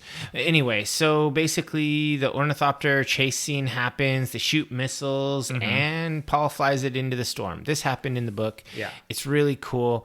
He even has his own use the force moment. This is where Lucas stole it from, where he figures out that while he's tripping balls, that he is not the master in this scenario. He needs to just go with the storm. You can't beat the storm. Yeah. He's having these visions of Jamis, who we haven't even met yet, telling him about how to survive in the desert. And it's it's great because that character, I thought they call him Jamis, but whatever. You're right. Jamis says in the vision, he says, I'll teach you the ways of the desert. I'll teach you how to survive. And he does, because he teaches him an important lesson later on. But like when he basically teaches him that you can't, in this vision, he determines you can't beat the storm. You have to just go with it. That's his, his serenity moment where he's like, I'm a leaf on the wind. Just let it go. And he pulls back the thopter blades and he just lets them blow about. He just decides, okay, we're riding this out. There's no winning.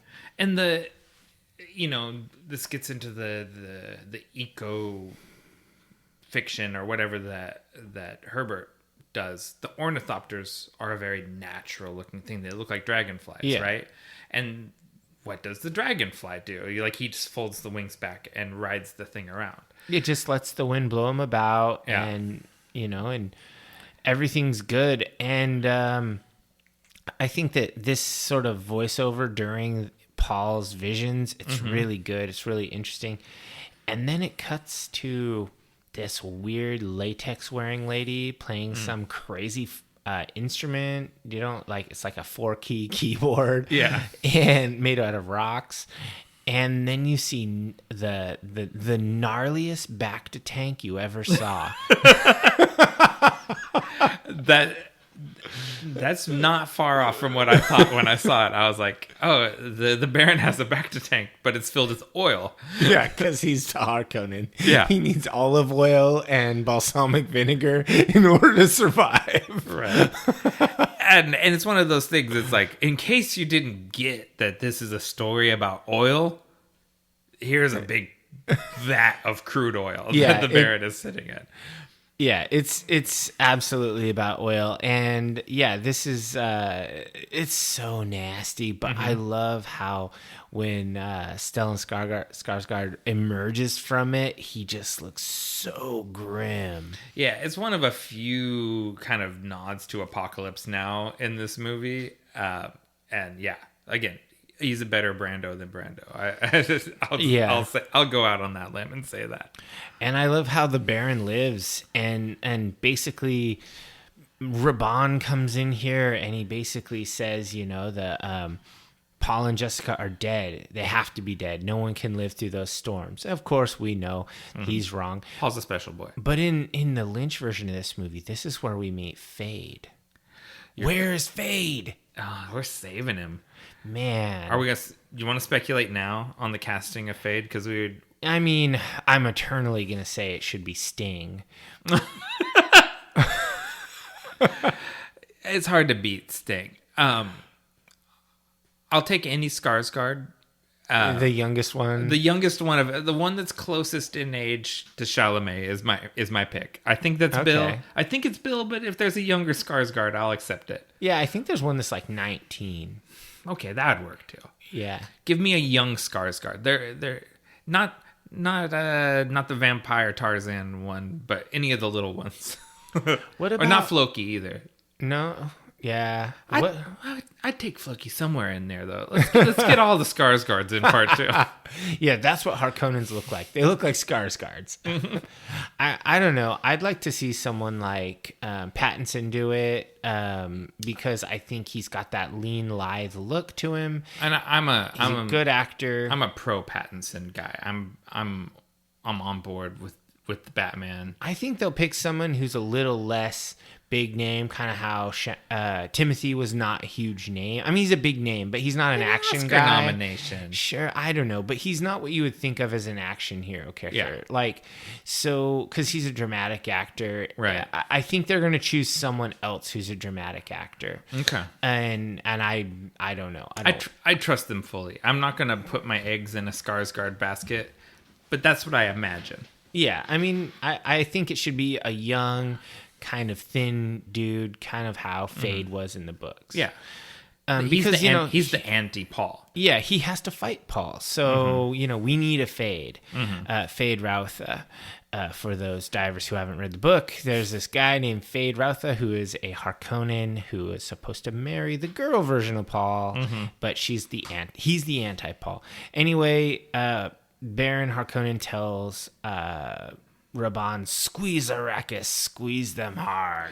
Yeah, because he is like, this cost a lot of money, and so it gets into a lot of like trade goods stuff. He's like, start selling our spice.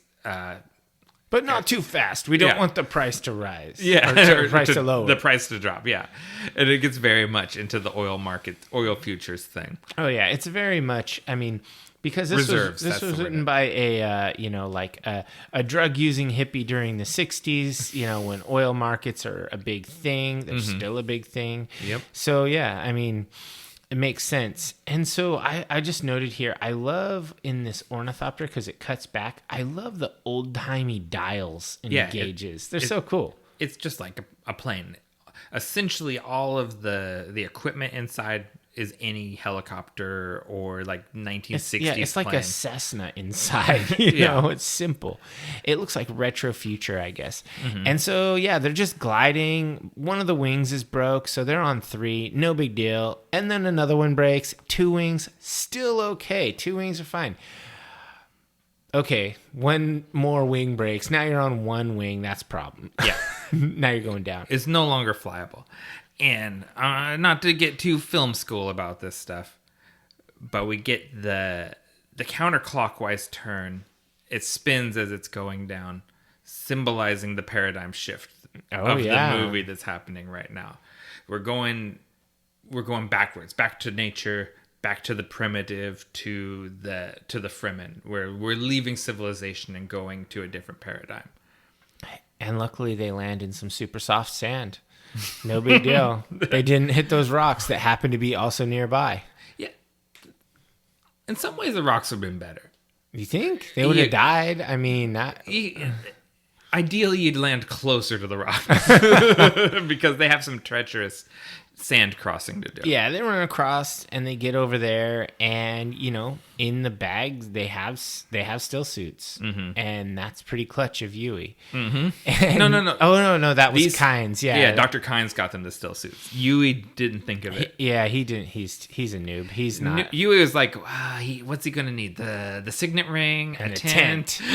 Yeah. That'll do it. And so Paul, they get dressed and he helps Jessica get her suit done all properly.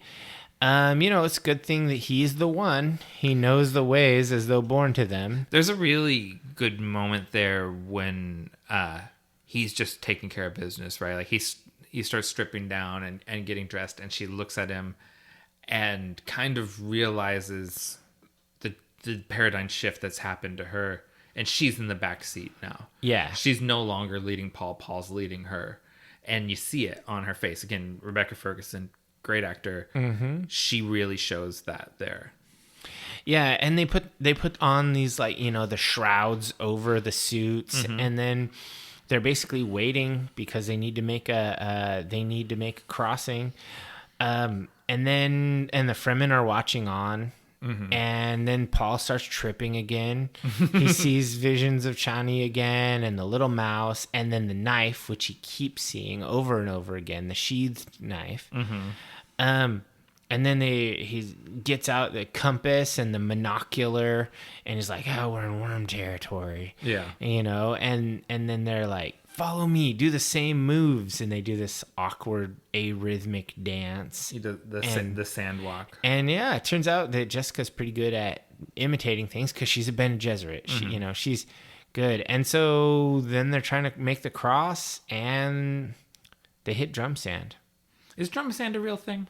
I know it's a thing in Dune, but I don't think so. I think that's like when you have those spice explosions, the pops or whatever. I think that's drum sand. I don't think that's a real thing. Okay.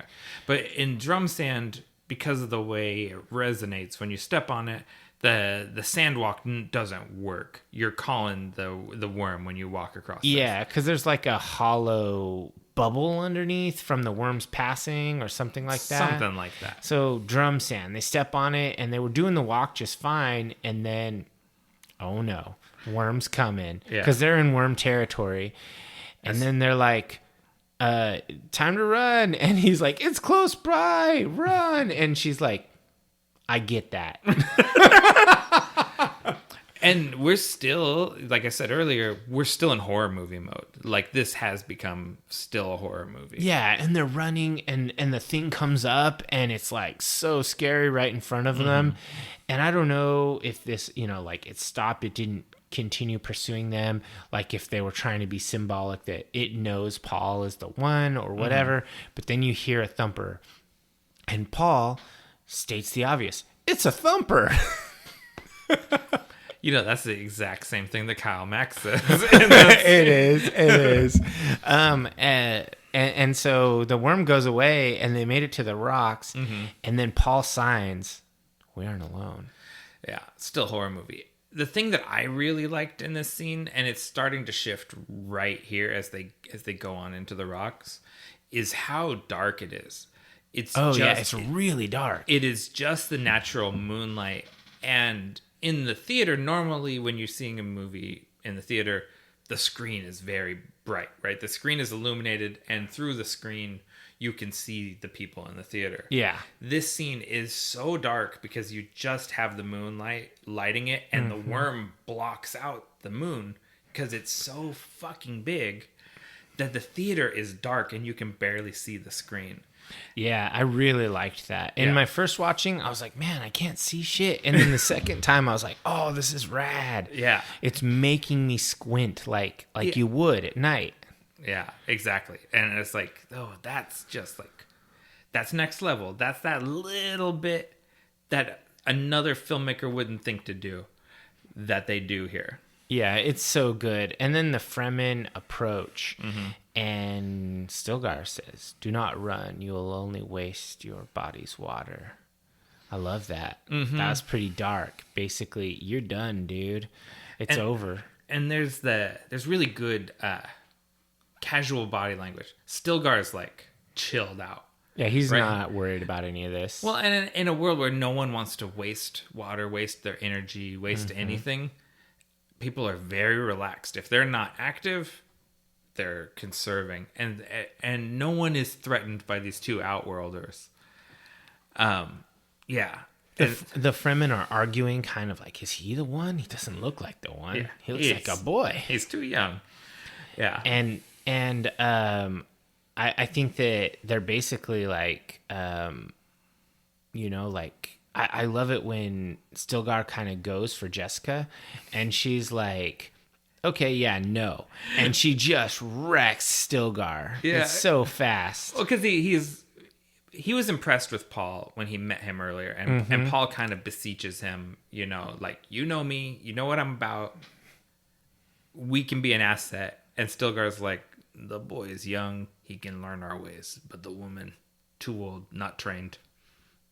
I'll go dispatch her. Yeah. Yeah. We'll get the water from their bodies. No worries. Yeah. And like you said, she wrecks him. And Paul like goes into action too. He pulls the gun off Jamis and runs up and gets the high ground like Obi-Wan and sets himself up to shoot Stilgar. Yeah. And Stilgar goes, "You didn't say you were a weirding woman and a skilled fighter. Peace, woman. Peace." Yeah, I love that. It's like, oh shit, you beat me. I guess we're good. Yeah, it's like, I was too hasty. And they're like, we need to reach the siege before light. And Chani's behind Paul, and she's like, they say you're the Madib. You look like a little boy. Yeah. And I was like, man, you're like 50% shitty in every vision. Sometimes you stab him, sometimes you kiss him. Yeah. And now you're you're super skeptical, which is not really how it was in the book. She was a lot more like, you're the special boy. She like explaining shit to him. But I think that line is the same, right? Where she says, "I wouldn't have let you hurt my friend." Yeah. That's the same thing. I think, I don't know if it's exactly what she says, but it's similar. Yeah. She's definitely not as cold in the book. Yeah. And there's a moment where that's demonstrated in a little bit. But basically then Jamis is like, I will not have them. Yeah. And then he says that the leader is the strongest and she beat you. So, yeah, you can't be the leader. So I'm challenging her because she's the leader now. So I'm fighting her. And Stilgar's like, yeah, you can't fight. You can't fight a weirding woman, or you can't fight a whatever word it was. Like, you can't fight like a Bene Gesserit, essentially. Well, yeah, he says we can't. And he says that she has my countenance or something. And she's so like, well, then pick her champion. Yeah, like, who will stand for her? And then Paul, of course, that sort of, I'll stand. And, we know that Duncan and Gurney saw to Paul's training. He's not a joke. All they see is a skinny little white kid, and they're like, yeah, we'll fuck this guy up. But he's like, okay, I guess I got to fight you, dude. Well, and Chani goes and she gives him the crysknife from the vision. And in this scene in the book, she actually kind of coaches him, and she's a lot nicer to him. She's pretty chill. She's not saying like, it will be an honor for you to die holding my knife. Don't worry, Jamis is a good fighter. He won't make you suffer.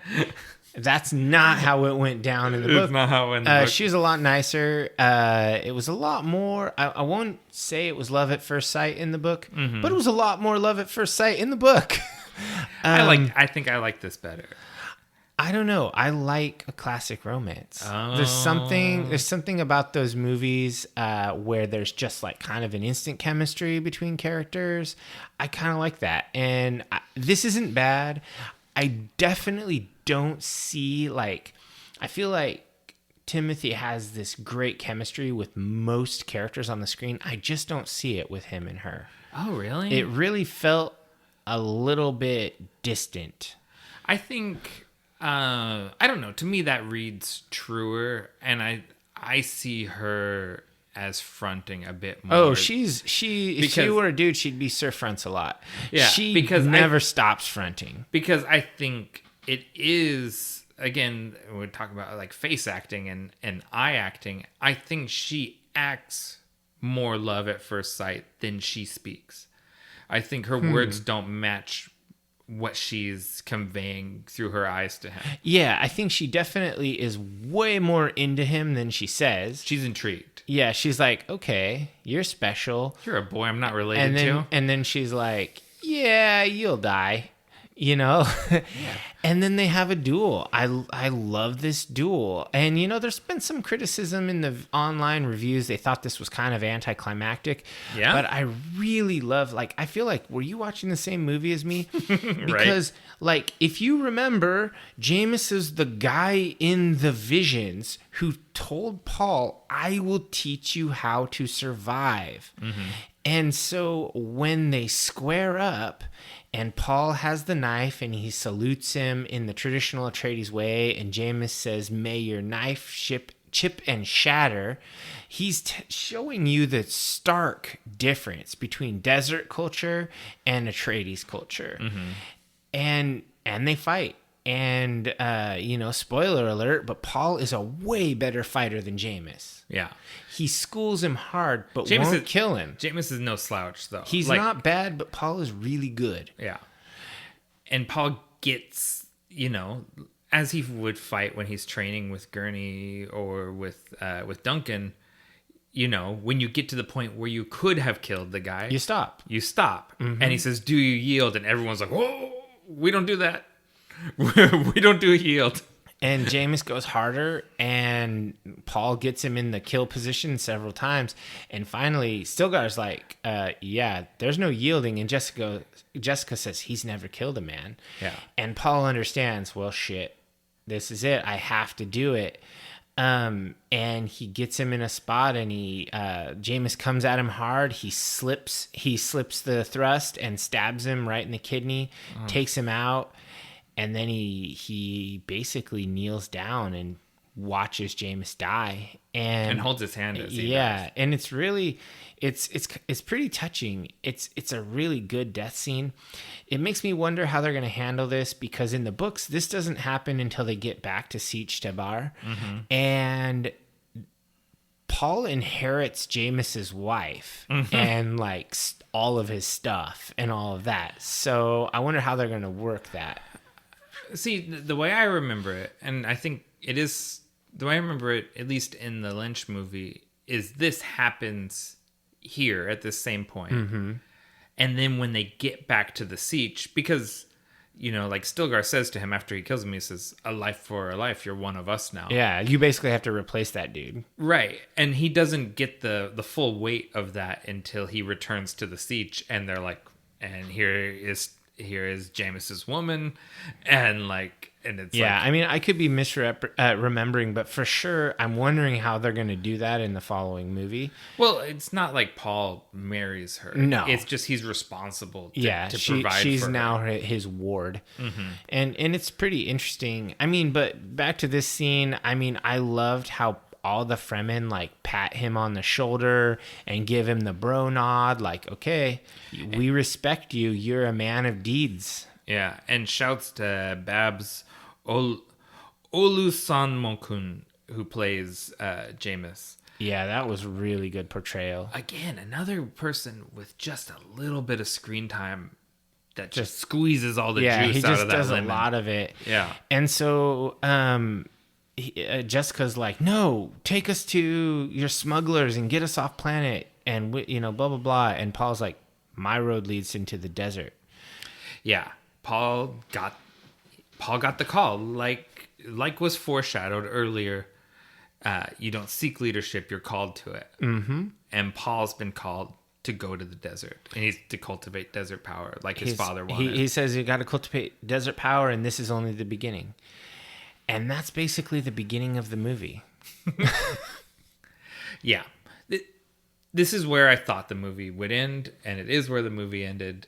And I am aware of the people that feel like, what? This is how the movie ends? But I don't see any other way to do it. So I'm good with it. Yeah, I can't think of another spot that's a natural ending point.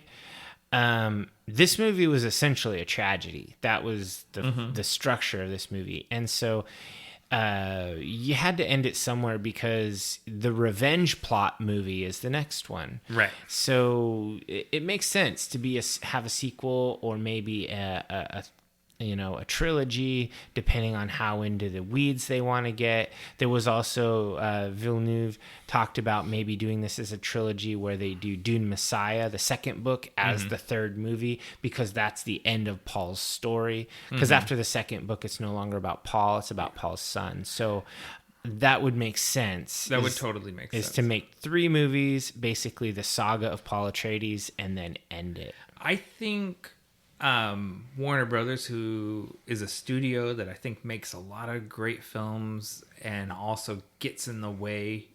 Like sometimes they let certain people do really great things and other people they get in the way of.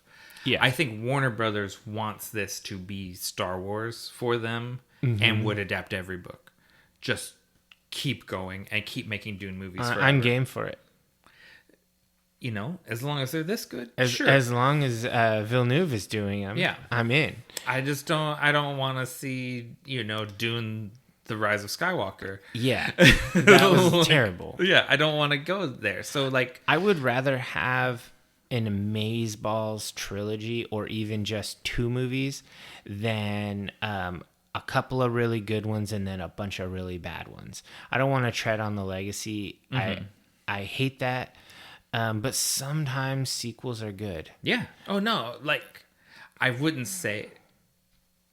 I hope they make a million good movies. Yes. Yeah. We don't need any Fantastic Beasts. I just want to say that. Nothing but... Yeah. I mean, that would be the worst, where it's like... you watch those movies and you go... I mean, this is that world. I like wizards. And I guess that little... Sniffler or whatever he's called is cute.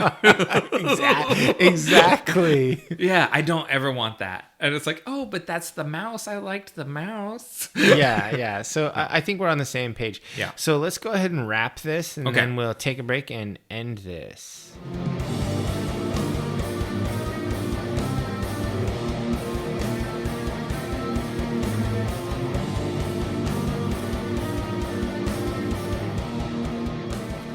Okay, welcome back, divers. We're getting towards the end here. I'm going to ask Dave, so what worked for you in this movie? Oh, you're making me go first on this one. All right. Yeah, well, it just kind of happened that way. I'm going first on this one, but you are 100% rating yours first because that's how it's got to be. Okay, so this is super hard to narrow down because I'm definitely a super fan of all of this stuff. So... I could just say everything, but that's lame. Yeah. So I narrowed it down to 3 things. Okay. That's hard because they're categories. Okay. The first one is the sets. Okay. I think the sets were just amazeballs. They felt powerful and important in every scene. It wasn't just the background. The sets are actually characters in the scene. You cannot have the scene without the place that they're in. You never forget that you're on Caladan or on Arrakis. These sets are they're of extreme importance to every scene, and I just loved them. Yeah, shouts to Patrice Vermette, who is the production designer. Oh my god, so great. And then secondly, the sound design. It's perfect. It's perfect.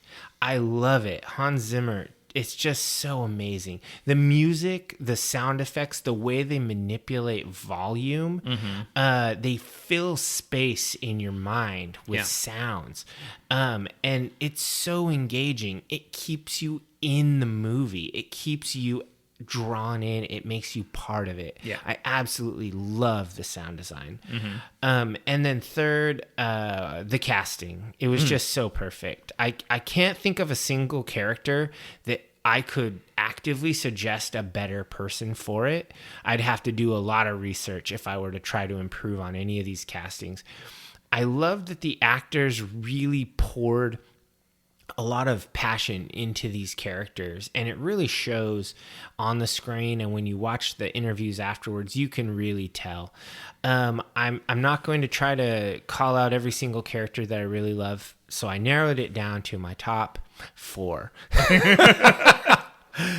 Jason Momoa, he's the best. I love him. Momoa's the man. Dave Bautista, love him. So good. So amazing. Rebecca Ferguson, just top notch. And of course, Timothy Chalamet, so good. I just could not believe it. And it feels really bad to leave off like Stellan Skarsgård, Oscar Isaac, Javier Bardem, Zendaya, etc. So you just squeeze them in. So I just squeeze them in as honorable mentions. But the casting, I just got to say, it was so good. And I'm so glad that Villeneuve was able to get these people. He pursued actors. He would call them before they were even aware of a thing. Like he was pursuing Momoa before any, like there'd even been a call. He's like, hey, I want you to do this thing. And, it was really an activist thing that they did. And so I really like that. So those are the top 3 things that I narrowed down to what I liked. So how about you? What worked for you? So I'm glad that you didn't mention cinematographer, because I think, and I was thinking it was Deakins, who normally is the cinematographer that Denis Villeneuve works with, but it's actually Greg Fraser who was the cinematographer on this, and they made magic together. Like Denis is someone who I know him. I should. Yeah, he's your bro. Monsieur Villeneuve. But he's someone that leans on the cinematographer a lot and uses their input in things to choose how to light the scenes and how what the best angle for the scene is, etc. And this is like the best looking movie I've seen in, I don't know, forever. I was gonna say ever. Yeah, it is an exceptionally shot movie, and that's not just Villeneuve, it's also the cinematographer. Yeah, it takes a village. Yeah, it takes a village for sure. And that's part of, I alluded to it earlier, the kind of 10 points of Villeneuve's philosophy, and one of them is having stronger voices, like working with people that are stronger than you, so that they push you and you have to take their input, and it really shows you're getting the best out of everything because of that philosophy here. And then otherwise, I was going to talk about a Hans Zimmer score. Like you said, the score and the sound design are seamless. Like they merge with each other. And it gives you that sense of immersion in this universe, and you are immersed in it through the entire thing. Like you don't come back up for air until the credits roll, and that's remarkable. And the casting was going to be the other thing that I shouted out, because every single person is perfect, and I'll just roll the casting and the production design together a little bit, because things look the way you imagine them in the text. The ornithopters look like they're described, and the people look like they're described. Or if they don't look exactly how they're described, somehow they're more true than what your mind's image was. The places where your mind's image and the image on the screen don't match, you're happy to discard the one from your mind to take the one you're looking at. Yeah, it's like a cleaner, more crisp image. Yeah, and it's like, oh no, that's better. You thought of it better than I thought of it. Yeah. And so, yeah, all of those things. Yeah, so you want me to rate it? What didn't work for you? Oh, I really struggled to come up with what didn't work for me. Okay. The one thing, and this took like racking my brain to get there to this level, is sometimes the sound design oppresses the dialogue to the point where it's obscured and you can't quite make out what people are saying because you're getting bombarded with so much kind of alien sound. Okay. I did hear some people say that they watched it again with subtitles, and that was value add. So that's it. That's my only criticism. Is there was times when I was like, "What'd they say?" And my first viewing could have been more enjoyable if I had not had to go back and watch it again to get that dialogue. Oh. But otherwise, that's my only criticism. What about you? So I also was trying to dig deep here, and the only thing I could really come up with was there are some things that were cut that were not cut from the Lynch version of the movie that were really, really good. I will say that the Villeneuve vision, everything he touched, he made it better. Yeah. But the things he didn't touch, sometimes I missed them. Oh, okay. Like the aforementioned Spacing Guild stuff. I really wanted more space stuff. Dune is not just a feudal oil fantasy. Right. I did want a little more sci-fi in my sci-fi. Okay. And then the stuff on Giedi Prime, I really liked the H.R. Giger concept art for the Giedi Prime stuff in the Lynch version. To me, that darkness and alienness of Giedi Prime and how it was this really different world than Caladan or Arrakis. I feel like Giedi Prime was not alien enough in this movie. And I mean, that is such a tiny complaint because Giedi Prime gets like, 30 seconds of time? But I 100% understand what you're saying, though. Like, I think that's a real observation. Yeah, I mean, just as a fan of this franchise and all of the forms that it's taken, when I saw that, I was like, oh, they didn't upgrade that. Okay. Almost everything else, like Ornithopter, oh my god, it's so cool. But you know, this one, I was just like, this isn't the best Giedi Prime. Okay. And so that's tiny stuff, but that's what I got. So what is your final thoughts and your rating on this movie? My final thoughts are, like, this is one of those movies. This to me proves a point to me. This is this thing that I want. I'm very not fully satisfied with a lot of genre movies, especially now, even though I love Marvel, I love Star Wars. There is this sort of like, that's fine. Like there's a good enough quality to all those movies. You have to qualify it. That was good for a comic book movie. But this is just a good movie. Right? Yes. Like, this is just not a good movie. It's a great movie. This is proof you can do this. You can do high art, high cinema, genre fiction, take it seriously, make it for grown-ups, make it, you can trust your audience to keep up with heady concepts and not spoon-feed them nonsense and have someone explain everything to you. You can do this, and it can be great.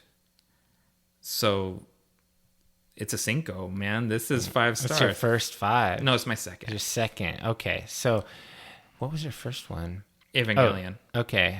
So this is I pretty much agree with you, and I think anybody who's watched listen to this podcast, watch the movie, and if you're a listener of this podcast, you got to episode 33 and you know that I'm constantly calling Nick out for thinking things are better than Dune.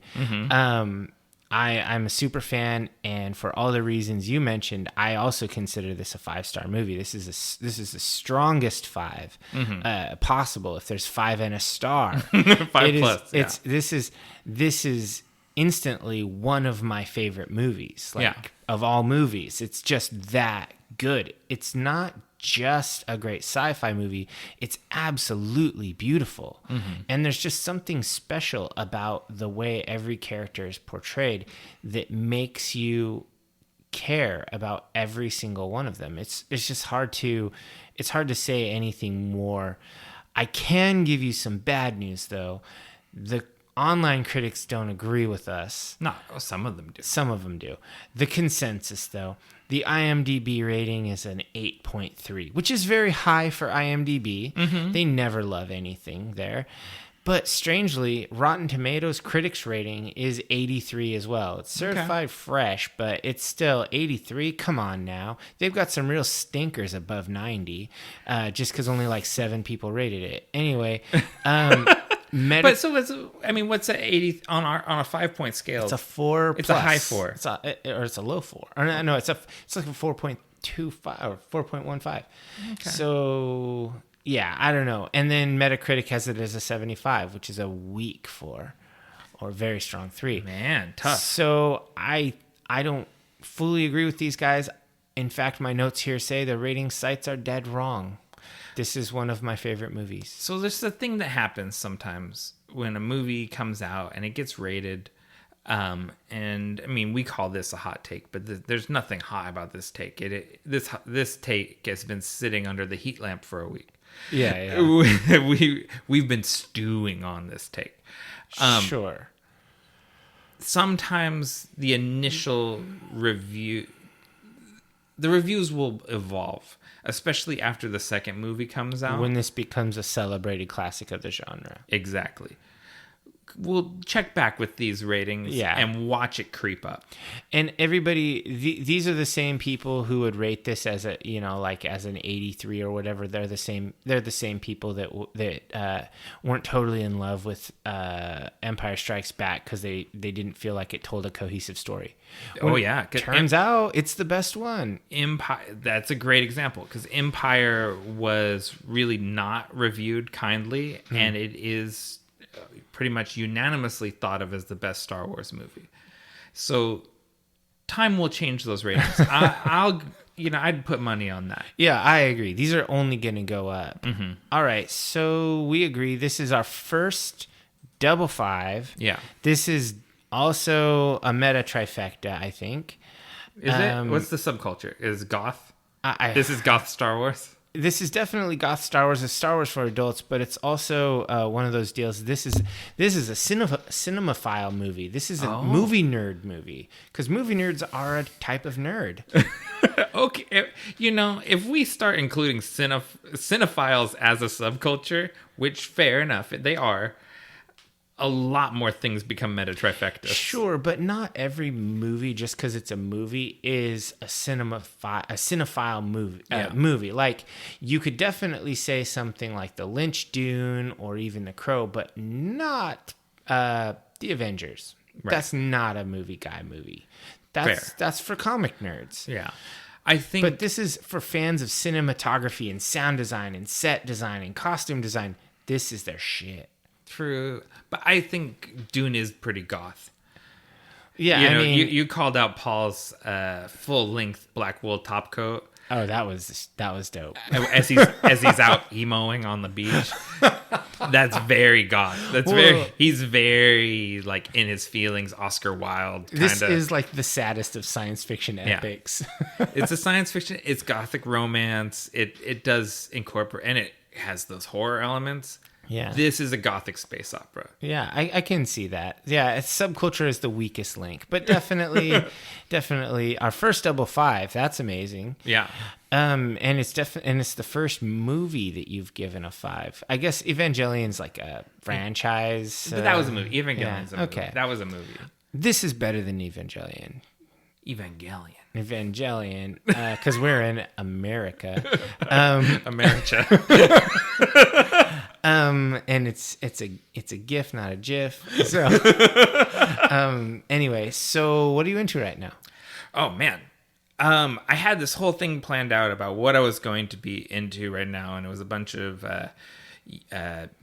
food shows from Viceland that I've been watching on YouTube, and they were like 3 years old, and it didn't feel... That's hot topics right right? there. It didn't feel very relevant, but it happened to be the thing I was into. But then I saw I think I got onto Facebook, and I saw that Senpei Shirato, who's a mangaka from Japan, obviously, passed away at the age of 82, I think. But anyways, he did a manga series, which was one of the very first mangas that I read, called Kamui Gaiden, I think, in Japan. The American title was Kamui, A Genuine Ninja Story. And it got recommended to me by a comic book guy at the world's largest antique and collectibles show, which I used to go to a lot as a kid. Shouts to Captain Packrat if you're still out there. He's definitely listening from heaven. From heaven, right? He's gone to the great Packrat stash in the sky. But he, because I was interested in Lone Wolf and Cub, and he's like, well, if you like this, then you'll like this. And he gave me Kamui. And I did like it. Spoiler alert. And it was really good. And it's Sanpei is kind of known as being a pioneer of what they call the Gekiga genre, which is adult-oriented manga. It's very political. It's during the Warring Clans period of Japanese history, and his sort of leftist politics get into it, and it's super violent, which you'll like. And, it's not, I don't think it's currently in print, although it will probably go back into print because he just passed away, and that's how these things work. Sure. But it's very available. I looked on eBay, and you can get the collections at a reasonable price. So I'm into Senpei Shirato, Kamui, A Genuine Ninja Story. It's been adapted into a live-action film that is in print from Manga Entertainment. It's not a great movie, but it's a fun movie. It's a good ninja movie, and I recommend that too. Okay, cool. So that's what I'm into. What are you into right now? I'm into Dungeons and Dragons. Surprise. Surprise! I got to keep everybody updated. I almost feel like it's my duty to cover the newest releases and the newest Critical Role news. So that's what I'm going to do. Oh, hold on. Real quick. I don't know if the divers know this, but D&D books are on sale at Target, and they're 30% off. Oh, man. I almost bought another player's guide because the price was You good. really should. That way Lisa has one. Yeah. Well, so anyways, you can get your D&D books at Target for 30% off. That's a great deal. So I got the newest D&D release called Fizzband's Treasury of Dragons.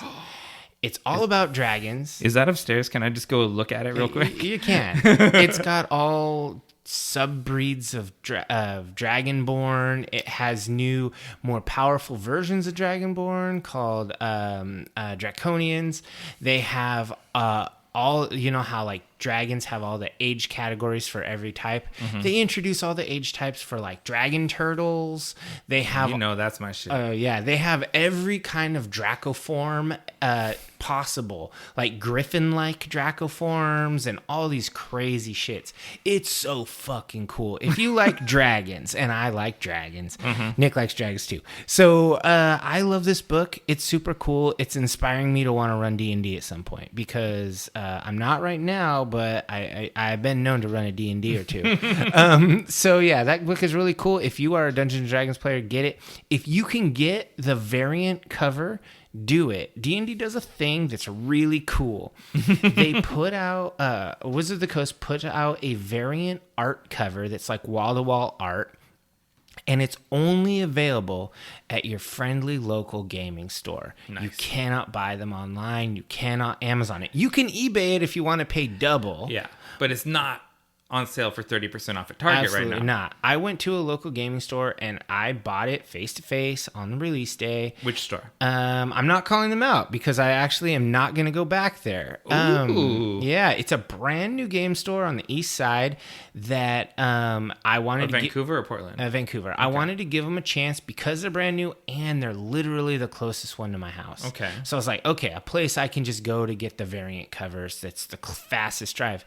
Dude was marking them them up $10 over cover, and they're already more expensive than the regular cover. So I was like, dude, bro, come on. This is like, I could pay $30 for this book on Amazon and get the regular cover, or I could pay $50 at my local gaming store to get the variant cover, but you're making me pay $60, literally double the Amazon price. You are scum. Ooh. So I'm not going back there. I'm not calling him out.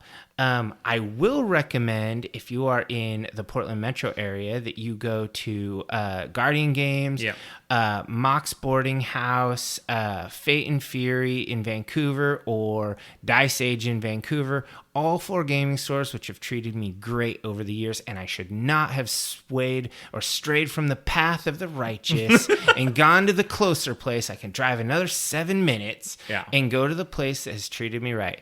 So I learned my lesson. I did pay the dollars because I called and asked him to set it aside so I wouldn't not get the variant cover because it sold out too fast, and he did.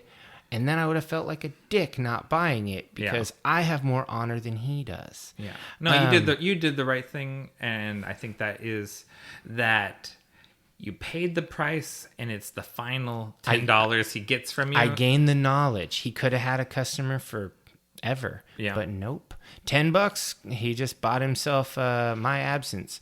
So anyway, the other thing is the Critical Role Campaign 3 just started last week. By the time the divers hear this, there will be one more episode out, so 2 episodes will be out. It is a brand new campaign with new characters in a campaign or in a continent of Exandria that hasn't really been the main focus of anywhere. It's called Marquette.